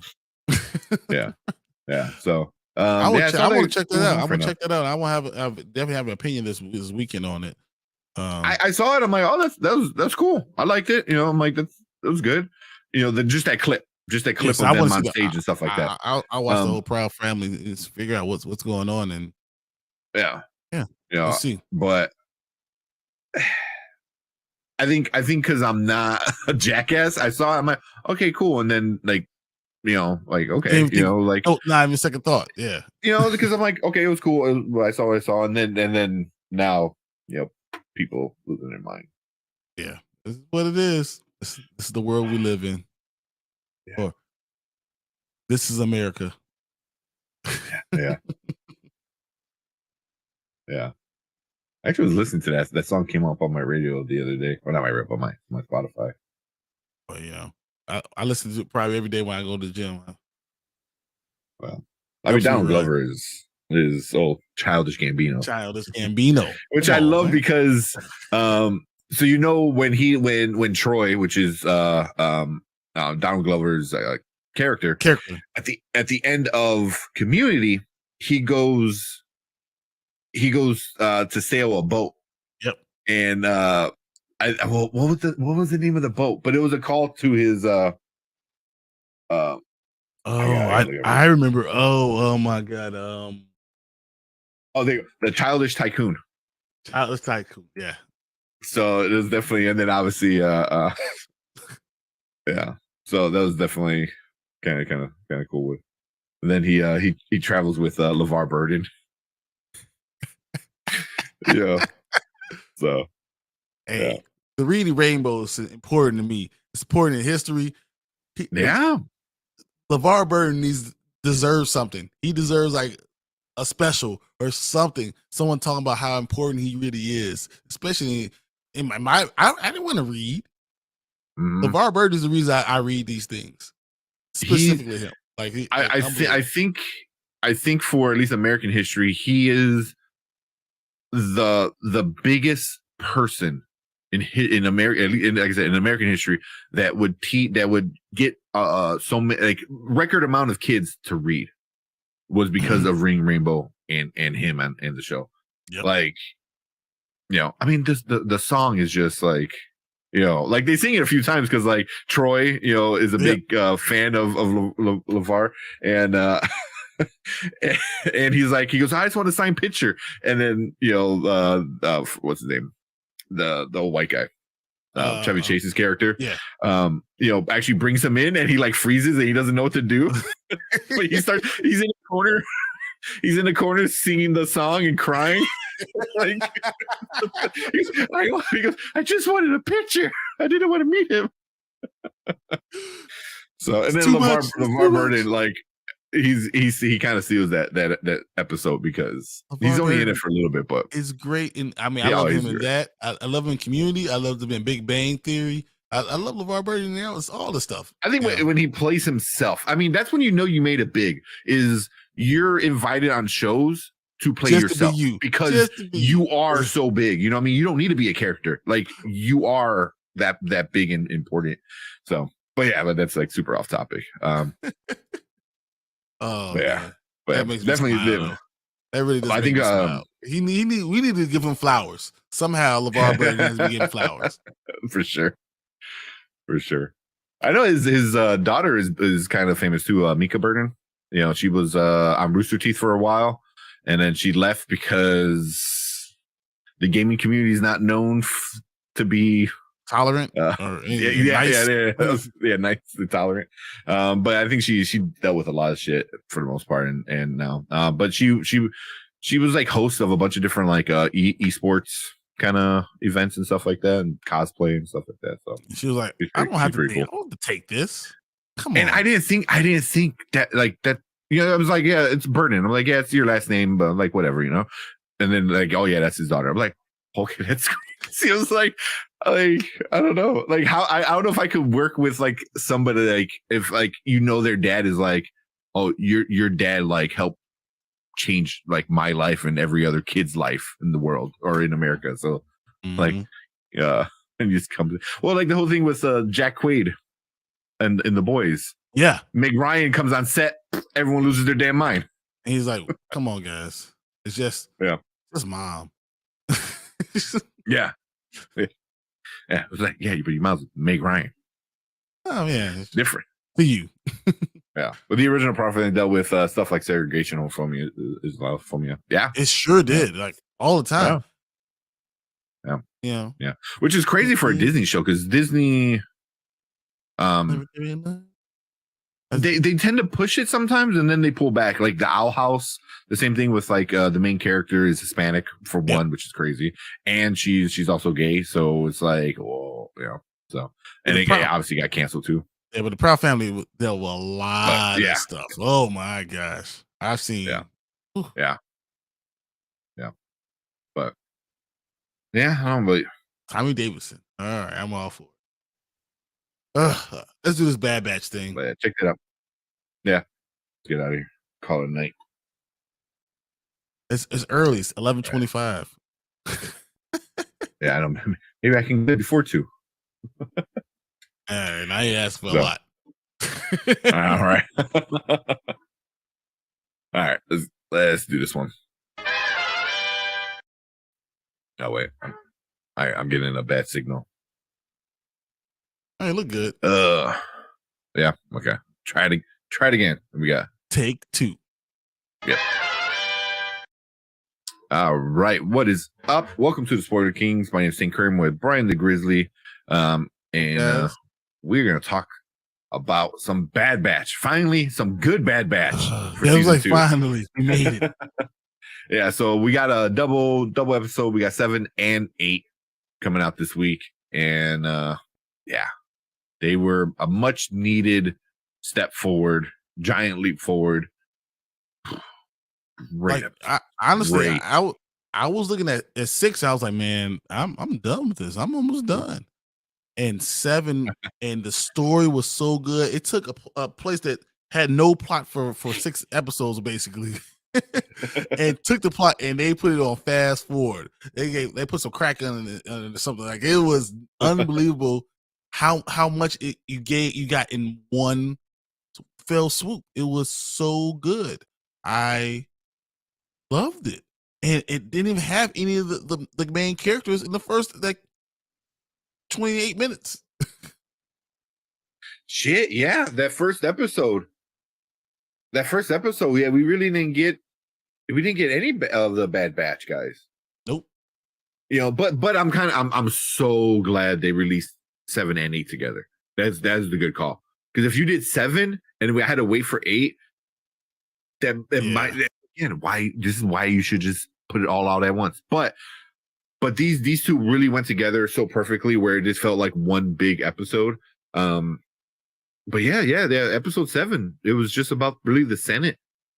You know, like all this like arguing in the Senate. It was almost world world creating. Like even though we knew exactly what's going on, we know exactly how the Senate is during this time, but it just it opened our eyes that this is what's going on during all this time, and reminded you. And then you see, characters that you've seen before, and you understand the time period now, and it was so good. I really enjoyed it. Yeah, it really reminded me, like after that first episode when with them talking about getting rid of the clones and this and that, it reminded me of like two major things. It was one of like just like how our country deals with like veterans. That was definitely like one thing. It was like oh no, that was tough like even here. Yeah. And then two was like also kind of like slavery in a way, because they're like, oh, here's these people that live in our republic. These are people that are part of our society, but they don't they've get they've helped shape our society. They've done they fought for us. Yeah, but they don't deserve any representation. Yeah, so that was definitely two things that I kind of got from it. Was that, and I was like, damn, that's something I never thought about. Like never thought about like them not having representation, and like what do you do when you're old? Like of course they're gonna like kick you to the curb, because every country does that to their veterans. But they get old fast, and they get older fast. Accelerated aging. Yeah. So, but they're literally created to fight. Like they don't know how to chill. Like they just don't know. So the few that actually wind up getting over that life, like we find out in Rebels and stuff, like it took a long time for them to like realize like I don't need to fight. Like it was a lot of like interpersonal change and stuff. But not every clone is going to be able to do that. It's just ingrained in them. But they talked about that too. Yeah. I mean, it's like, well, I'm going to fight now. I'm going to go fight. I want to go get those guys. I'm going to fight. So what you going to do after that? Yeah. And then what happened when you get too old to lift a weapon? What are you going to do then? I'm talking about your future from there. You need to start thinking about that. But they're like, we weren't raised that way. That's not what we thought. We think about just the next battle. Yeah. Well, that's what he said. He goes, we weren't programmed to think about that. And I was like, oh, that's it's obviously, that makes sense. Like you don't create, killing machines and teach them like, oh, this is after you're done killing. Worry about your future. Yeah. So that is like, I'm like, damn it, Dave Filoni, you're so good. Because like, stuff I never thought about. And then, and then that's just the clones. And then what's going to happen with the stormtroopers later on, because like these are actual people. And that was the whole thing. It's like, oh, here we want soldiers that are in the Republic, that fight for the Republic, are, like the whole, like they're for us, by us kind of like thing, where these guys are just created killing machines. They're like human, human machines. Yeah. So I thought that was kind of interesting, but it was whatever. So I was like, that was really interesting. Episode 7, really, really, really interesting. Well, I didn't mind episode 8. So you get there, and now they bring the Bad Batch in, and now we have this ideal heist. We need to protect these people, and then this is the first episode that I did not hate Omega. I did not. And I was like, I texted her. I said, like, oh man, finally Omega made me feel good about stuff. Like. Even throughout the whole episode, her questions, the way she stated, I am also, I'm a clone. I was there. I saw it. I know what's going on. And then there's like, I'm willing to testify. And they said, it doesn't matter if you testify. Yeah. Almost like, once again, you're not a full citizen. Mm-hmm. You're not full human being. You're on Yeah. 3/5 of a person. You know, that's why I got, again, 3/5 of a person. You know, that whole slavery thing. That's why you don't get to vote. That's why it doesn't matter what you think. So we have all this representation here. You don't get any. Don't get any. That's it. Yeah. I got a lot of that vibe as well. You know, that your opinion doesn't matter because you do not matter because you're not a real person. You're a number. You know, and I was like, fuck. You know, it is kind of like crazy. You know, I for years I never really thought about that, and then Dave Filoni is like, here's an hour. You know, like just to like really fuck with your head and like make you really like go back and feel bad. You know, for these clones. You know. And start thinking, who really is the bad guy? How bad are the bad guys? And you know, it was the Emperor, or is it the entire Senate? Is it everybody? And you're looking at everyone who, you know, is looking at them like they don't matter. So I used to feel sorry for you, and now I'm looking at you like you're a douchebag. Yeah, I mean, even that, like, I'm not gonna say names, but like having a person in charge that allows other people to also state their ignorance. Mm-hmm. You know, like no, they suck because I agree they suck, and also the person in charge says they suck, kind of thing. You know, I was like, I see where you're going. Yep. Like I see what you're saying without saying it, but yeah, man. Like, and then so episode 7, like you said, was great, and then episode 8 took it to a whole other level especially with Omega. Like that scene where she got angry, like sad angry. Like I've seen that in person in real life from people, you know, where oh man, that was like damn, like that was so good. You know, I think that this might be the moment Omega changes as a character from that annoying brat to like somebody who has a purpose and something that they want to fulfill. And this is the time for her to change, because at the end of the episode, she loses Echo. Mm-hmm. To lose Echo, so that forces her to grow up a little bit. And Evie Echo's like, hey, watch after these guys. So Omega's, I think she will be that person that watches after these guys as they get into trouble and stuff like that. I thought that was just so awesome the way they did that, and great timing. The timing was perfect with it. And how did you feel like the fact that everyone else knew the Echo was going to stay? I mean, they foreshadowed it in the previous episodes that he was unhappy with what they were doing. What was going on? Yeah. It felt like he was in a rut and stuff like that, which, you know, it was a good payoff. You know, like, yeah, you go back to Rex. That's your like group of people. You know what I mean? Like, yeah, you belonged with the Bad Batch when it makes sense, but ultimately you belong with Rex. You know what I mean? Like, you know, like you guys live together, grew up together. Like, you are your group. You know what I mean? So especially now after going through everything, and now Rex is kind of like doing a Bad Batch kind of style stuff where he now understands why they're doing what they're doing, and he not just accepts them but agrees with them. Yeah, we might have to do it this way. Yeah.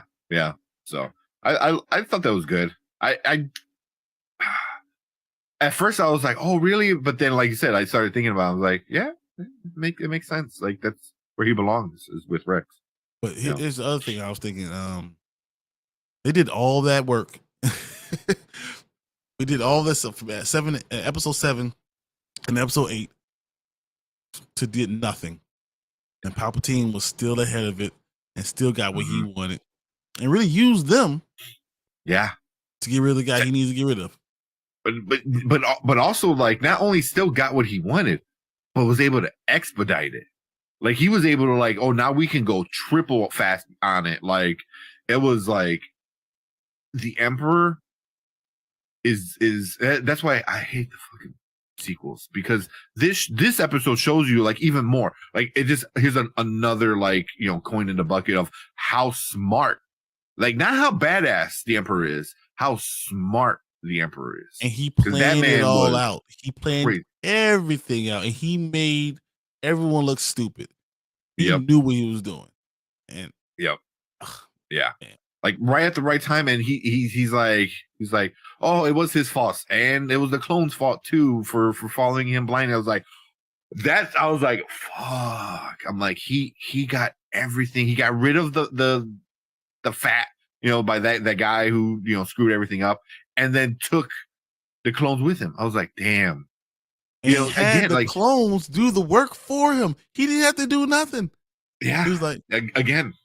And I think they said it. I think Rex or I forgot, or Hunter said something like, Hunter. "Oh, yeah, he tricked us again. He's steps ahead. Always 2 steps ahead of us." Yeah. So that was damn, man. That really got me when he came out and he said that and he did that. I was like, wow. I was like, he's always playing both sides, and he always wins. He always wins. He did that in the prequels.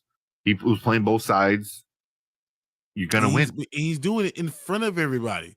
Like, it's amazing. Like, he's doing it right in front, and people are so afraid of him, and they're just siding with him, and no one's going to go against him, because we obviously know they're not going to go against him.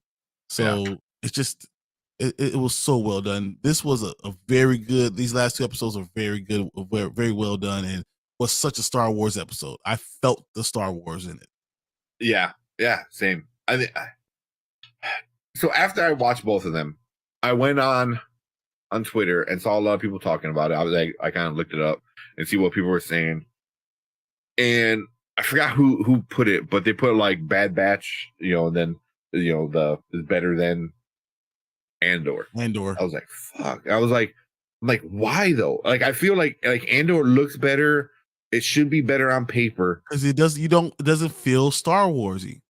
And this one didn't have any Jedi. I mean, it had the Emperor, but it had the Emperor. It had the Senate. It had the Senate. It has lightsaber stuff. Like, not like lightsaber, but at least things that you recognize and say that's what they do. They fight lasers. Andor had it too. I don't know, but I know it didn't have a lot. No, it had like no force, no nothing. But I mean, this episode really didn't have any force because it was just like the Senate and clones and the Emperor. The Emperor was cool, but he just came out and said like 2 things and just proved like the Emperor is still a badass. Yeah, but it's just having the Senate, having the Emperor, having the clones. That's enough for it to feel very Star Wars. To get it, because man, I was just so engaged in these 2 episodes, and I wasn't engaged in any episodes as much as I was this one with Andor. Yep. Like this one, I was so much with Andor. The best episode was the train heist, because it had TIE fighters, and I think it had like enough Star Wars stuff where I'm like, okay, I like it. I agree, but that's it's just exactly like it. But again, this show has a lot of filler. It had the first episode and then filler all the way until episode 7. Yep. It was so good. It was so good. I think it also shows how little it took to overcast Andor. That's how little it took. Yeah. 2 episodes, and we're like, thank God. Yeah. Like again, it's like, oh, this is great Star Wars content. Like, I was so because it just makes you think at the end, like everything, how everything happened and it all went down, and you're just like, fuck, like what? Like, you are literally up against an unstoppable force. Like, there's no way you can win. Like, what do you do? Like, just it was really, really just really well done. A great little story, 2 episode story.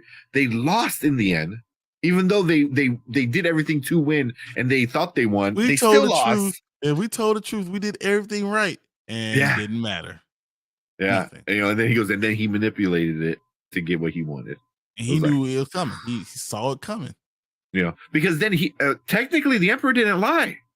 Nope. He didn't go out there and didn't say anything that was not true, which is crazy. Isn't that the guys who manipulate the most are the ones who don't lie, to tell you exactly the truth, but they just form it the way they need to form it? Those are the best ones. Those are the ones who manipulate everyone and you can't fight if he's not lying to you. You can't fight it. Yeah. I mean, you can't. Yeah. It's just, yeah. This whole these 2 episodes were amazing. Were really, really amazing. So one thing before we start closing up a little bit, I thought that was Crosshair. Well, because it has a little Crosshair, looking around all the time. I'm like, oh shit, okay, Crosshair is gonna be in this episode, and then it got shot, and then the whole time he's in the mask. I'm like, that's not him? Is it him? I'm like, no, it's not him. Because Crosshair would have had a mask on, you would have saw him. Yeah. And I think he has like scars on his face. I could be wrong, but yeah.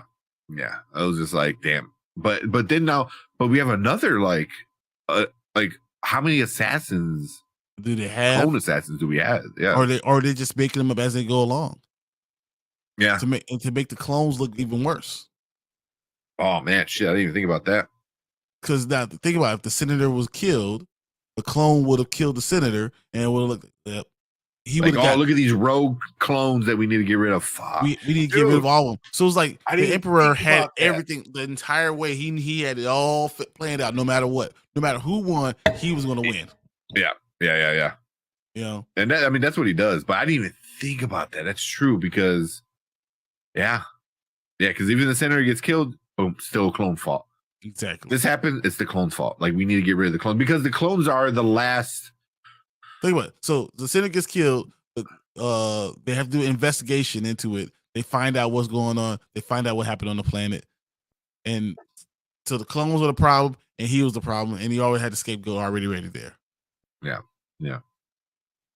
So it was like no matter. So if it was the easy like transition, and no one fought against the movement to start a new army, boom, easy win. But then if there's any problems, he was able to win at any point.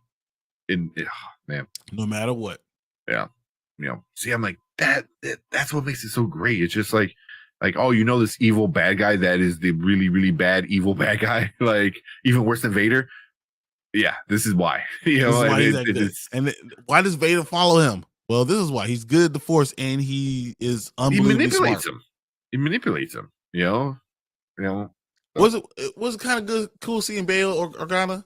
Like seeing him. Oh, I love seeing Bail. Once again, it kind of wraps you up in that Star Wars blanket and makes you feel all cozy again, and it feels Star Warsy without having to do anything.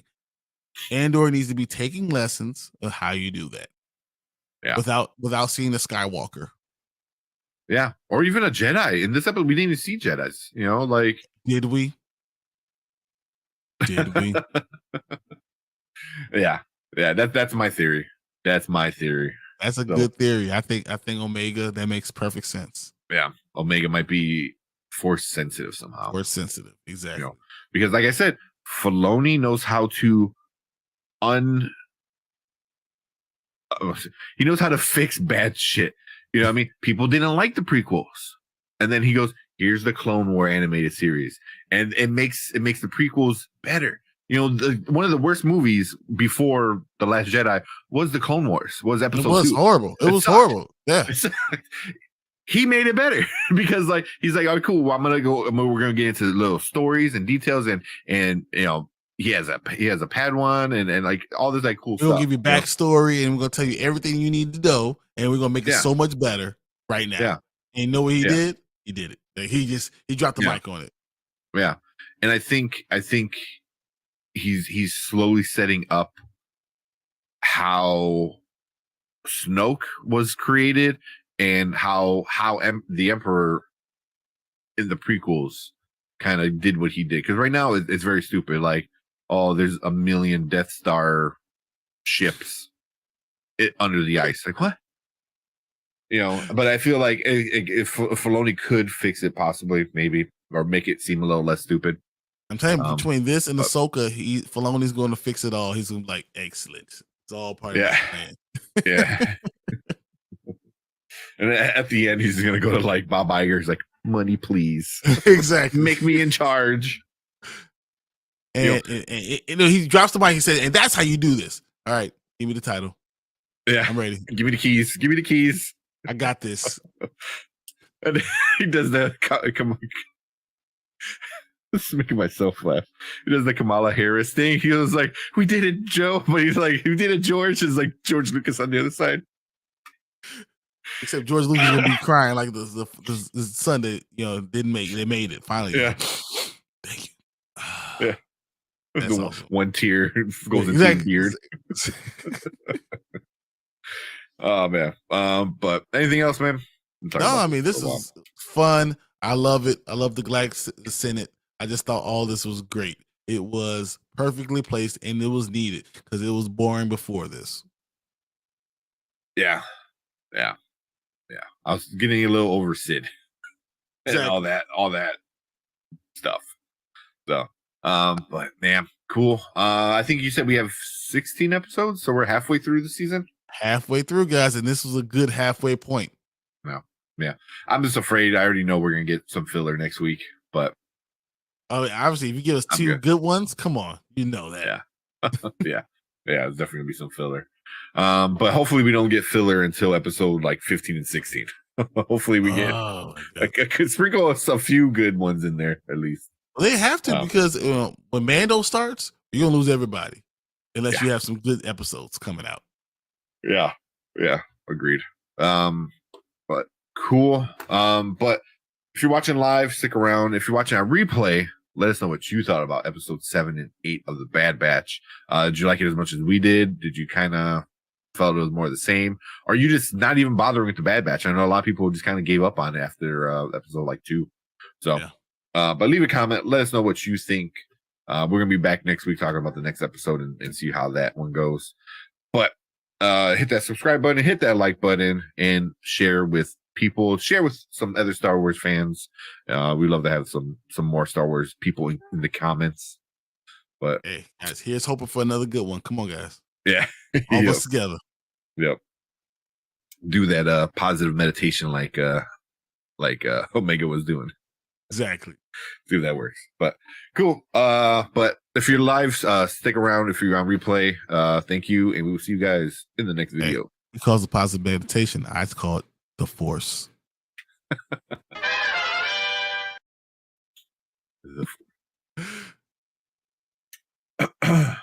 That works. That was good.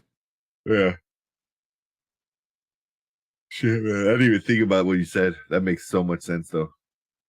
Like, no matter what he does, he's gonna win. Oh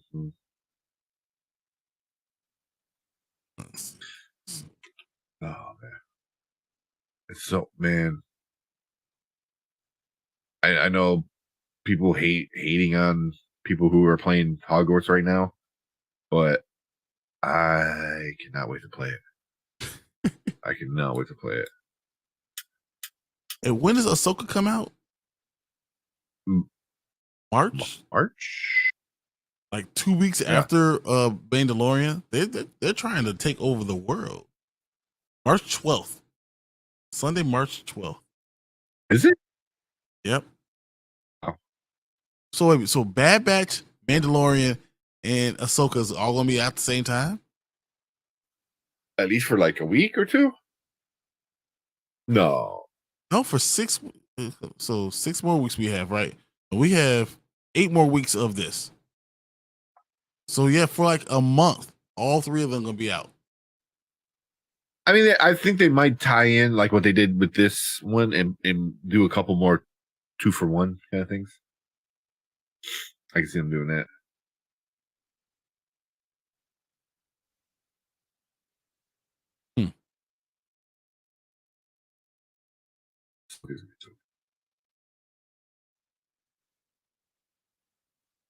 That's gonna be crazy. Wait, when did you say Ahsoka's coming out? Said March 12th. Sunday, March 12th. Yep. Huh. They're not spacing that out at all. That's crazy. I'm seeing August. That's what I thought too. That's why I kept on saying. Considering all factors, Ahsoka might be the only Star Wars show in the second half of 2023. We can expect Ahsoka to release in August. I don't think it has the official date yet. I'm looking here. It says Ahsoka, Star Wars Ahsoka series premiere, the miniseries, TV miniseries, Sunday, March 12th, 2023. What website is that? IMDb. Oh.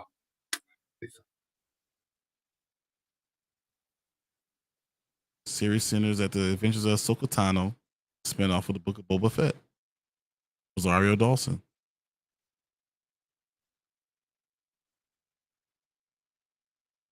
Oh, crap.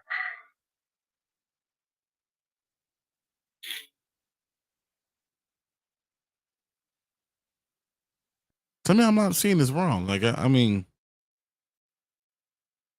Yeah, I'm seeing like there's no release date yet. It just says 2023. Look, IMDb.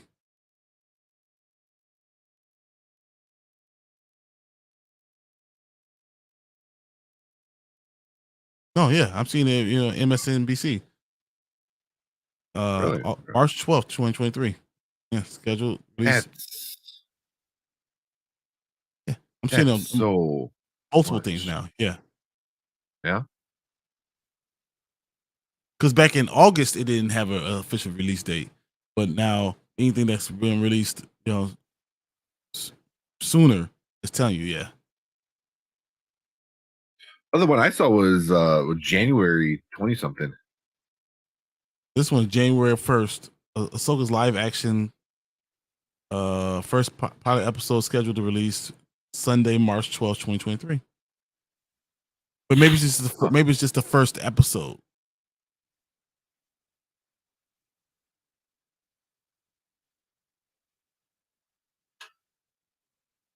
Yeah. Oh. Aired March 12th, 2023. Yeah. Damn, if we get it in March. I know Mando's March 1st. That'd be crazy. I just don't understand why. Why are they releasing it this time?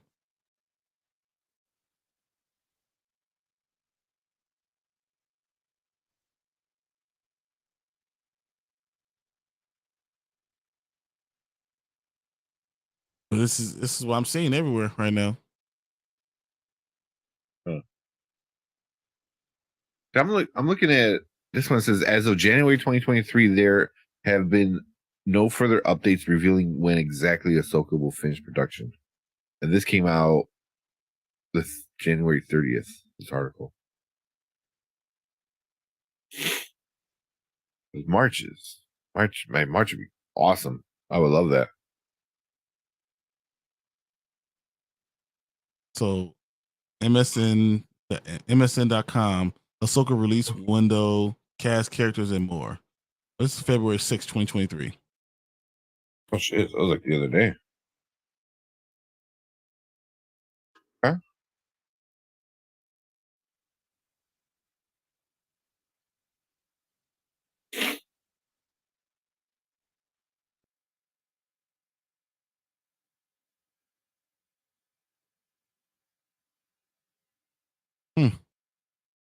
I'll be cool with that. Well, you put out all the Dave Filoni stuff all at once. This is a lot. This is gonna be a lot to watch. I mean, this is gonna be a heck of a month. March?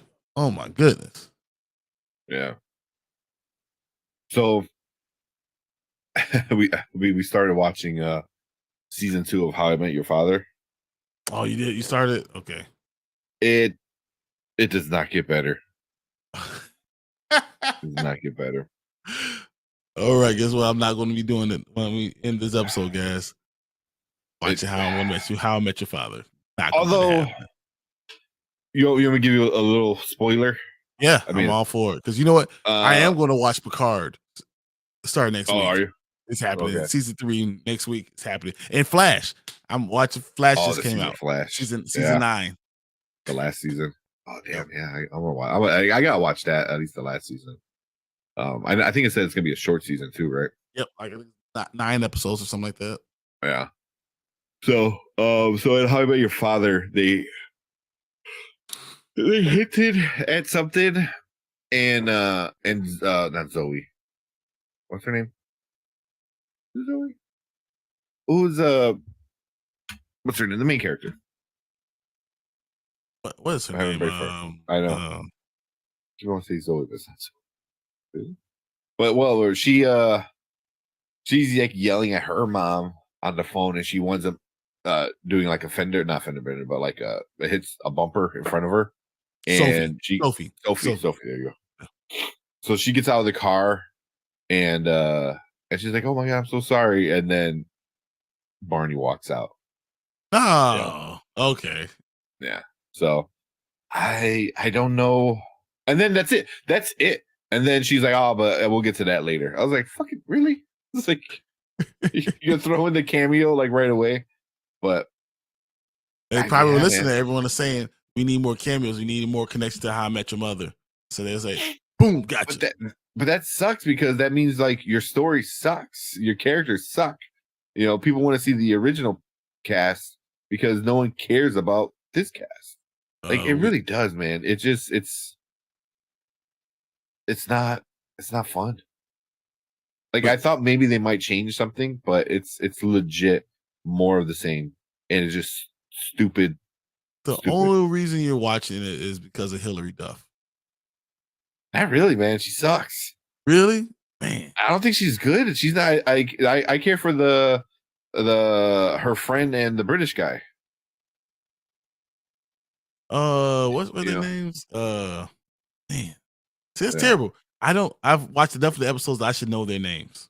Yeah. It's just like the Jesse sister, Valentina and Charlie. Yeah. Like them, I kind of care more about. The friend, that has the wife that like works across on the other side of the country. They're both like Sid and his wife. It's kind of interesting. I don't know, man. It just for some reason it's not catching you. You know, I don't know what they're doing, man. I just don't know what they're trying. I don't know what they're trying to get at. It's kind of annoying. It's probably because they don't know what they're trying to get at. Yeah. Because at the very least, How I Met Your Mother, they knew how it was going to end from day one, because they had to, because they filmed all those kid scenes like early on. So like they're like, yeah, this is how it ends. So like they had to sign like a crazy NDA. Like you cannot tell anybody how the show ends and who's the mom and who he ends up with and stuff like that. But I don't think they knew who the mom was yet.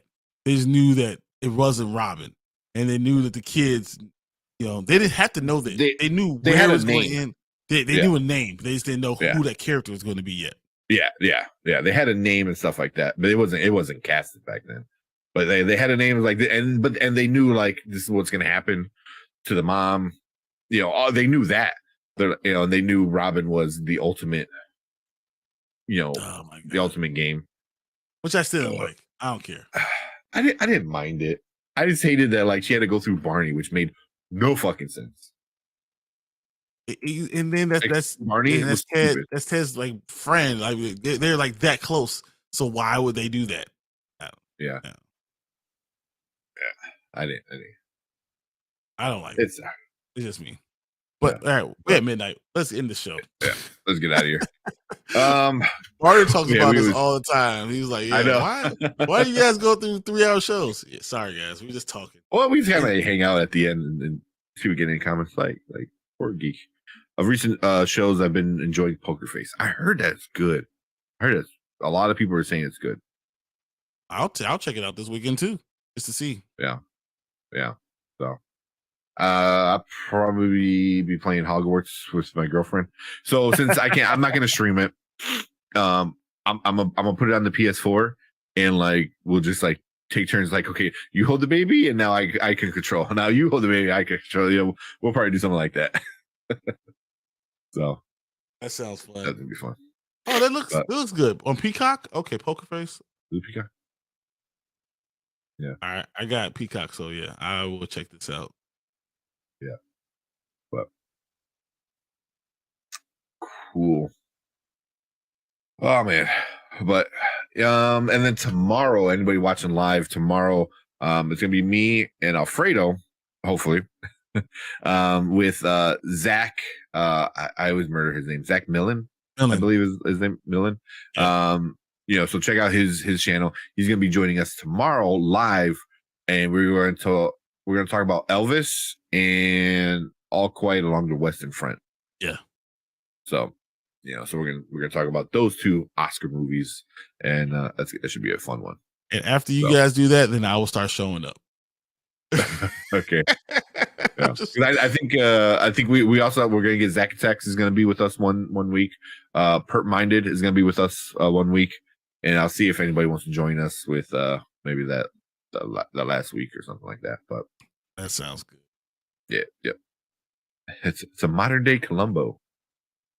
I'm okay with that. So that sounds fun. I mean, Columbo was, it's one of the best shows ever because it was great. My grandmother will watch it all the time. But Columbo always made me feel like what's that Psych? Yeah, like Psych. Yeah, like Psych. Yeah. Ryan Johnson show directed the first 2 episodes. Really? Poker Face. Huh. Yeah, I'm not the kind of person who's like, no, he directed The Last Jedi, so therefore he is a horrible director and blah blah blah. Like, he does good stuff. I think he's done good stuff in the past. He made a mistake. Just because that was not a mistake. That was a murder. That was on purpose. That was on purpose. But but it created Ryan Johnson. That's cool. Yeah, he does. I mean, he's created cool stuff. Like, he's good with making worlds. And I love Benjamin Bratt. He's one of my favorite. He's such a cool dude. He's so cool. Yeah, I didn't know he was in it. Yeah, Benjamin Bratt's pretty cool. He's an old school actor. What? Simon Helberg? I want to enjoy those. He's from Big Bang Theory. He's Howard from Big Bang Theory. Okay. Let's see. The show has a bunch of OG famous guest stars. What? So it's just like Columbo, like you said. So okay, that'd be cool. Hey, what's up, K Dot? What's up, dude? What's up? So man? I know you're playing. I know K Dot's playing Hogwarts. How are you liking it so far? Yeah, I'm gonna start playing it. Probably start playing it tomorrow. Yeah. And are you getting any hate, K Dot? That's why I want to know. Are you getting hated? I don't think he cares. He'll be like, all right, I can't. Whatever. Stand by.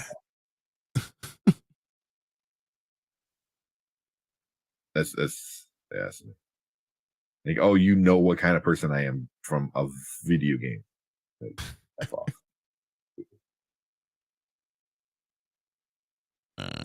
All right, I'm out of here. I'm done. Yep. Yeah. All right. One last thing. So far the school is racist, and I only seen 3 black students so far. I want to transfer. I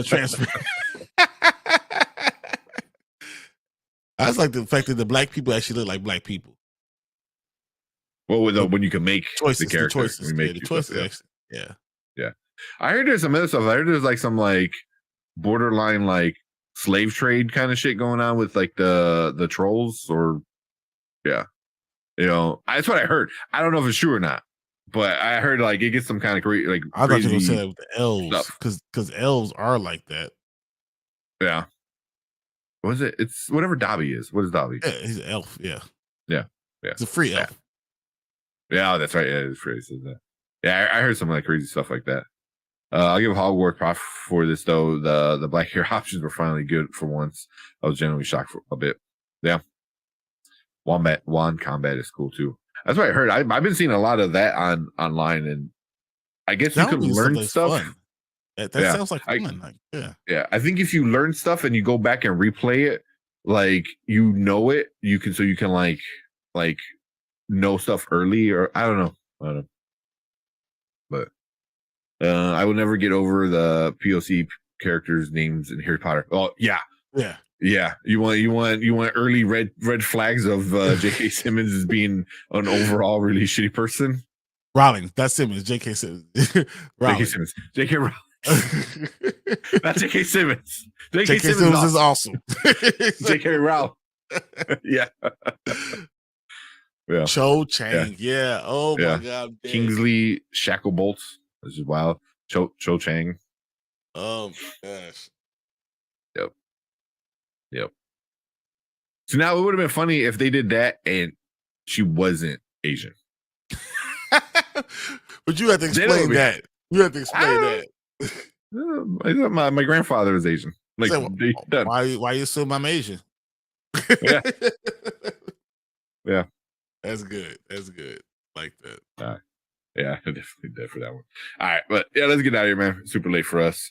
But I will see you guys tomorrow for our Oscar talk and with Zach. But I will be in the comments because no. Yep. Yep. That's gonna be fun. But all right, let's get out of here. Appreciate you guys, everyone hanging out for the whole time for all the almost 3 hours. But cool. And thanks, later. Guys. See ya. Bye. Don't forget to like and subscribe. We out here.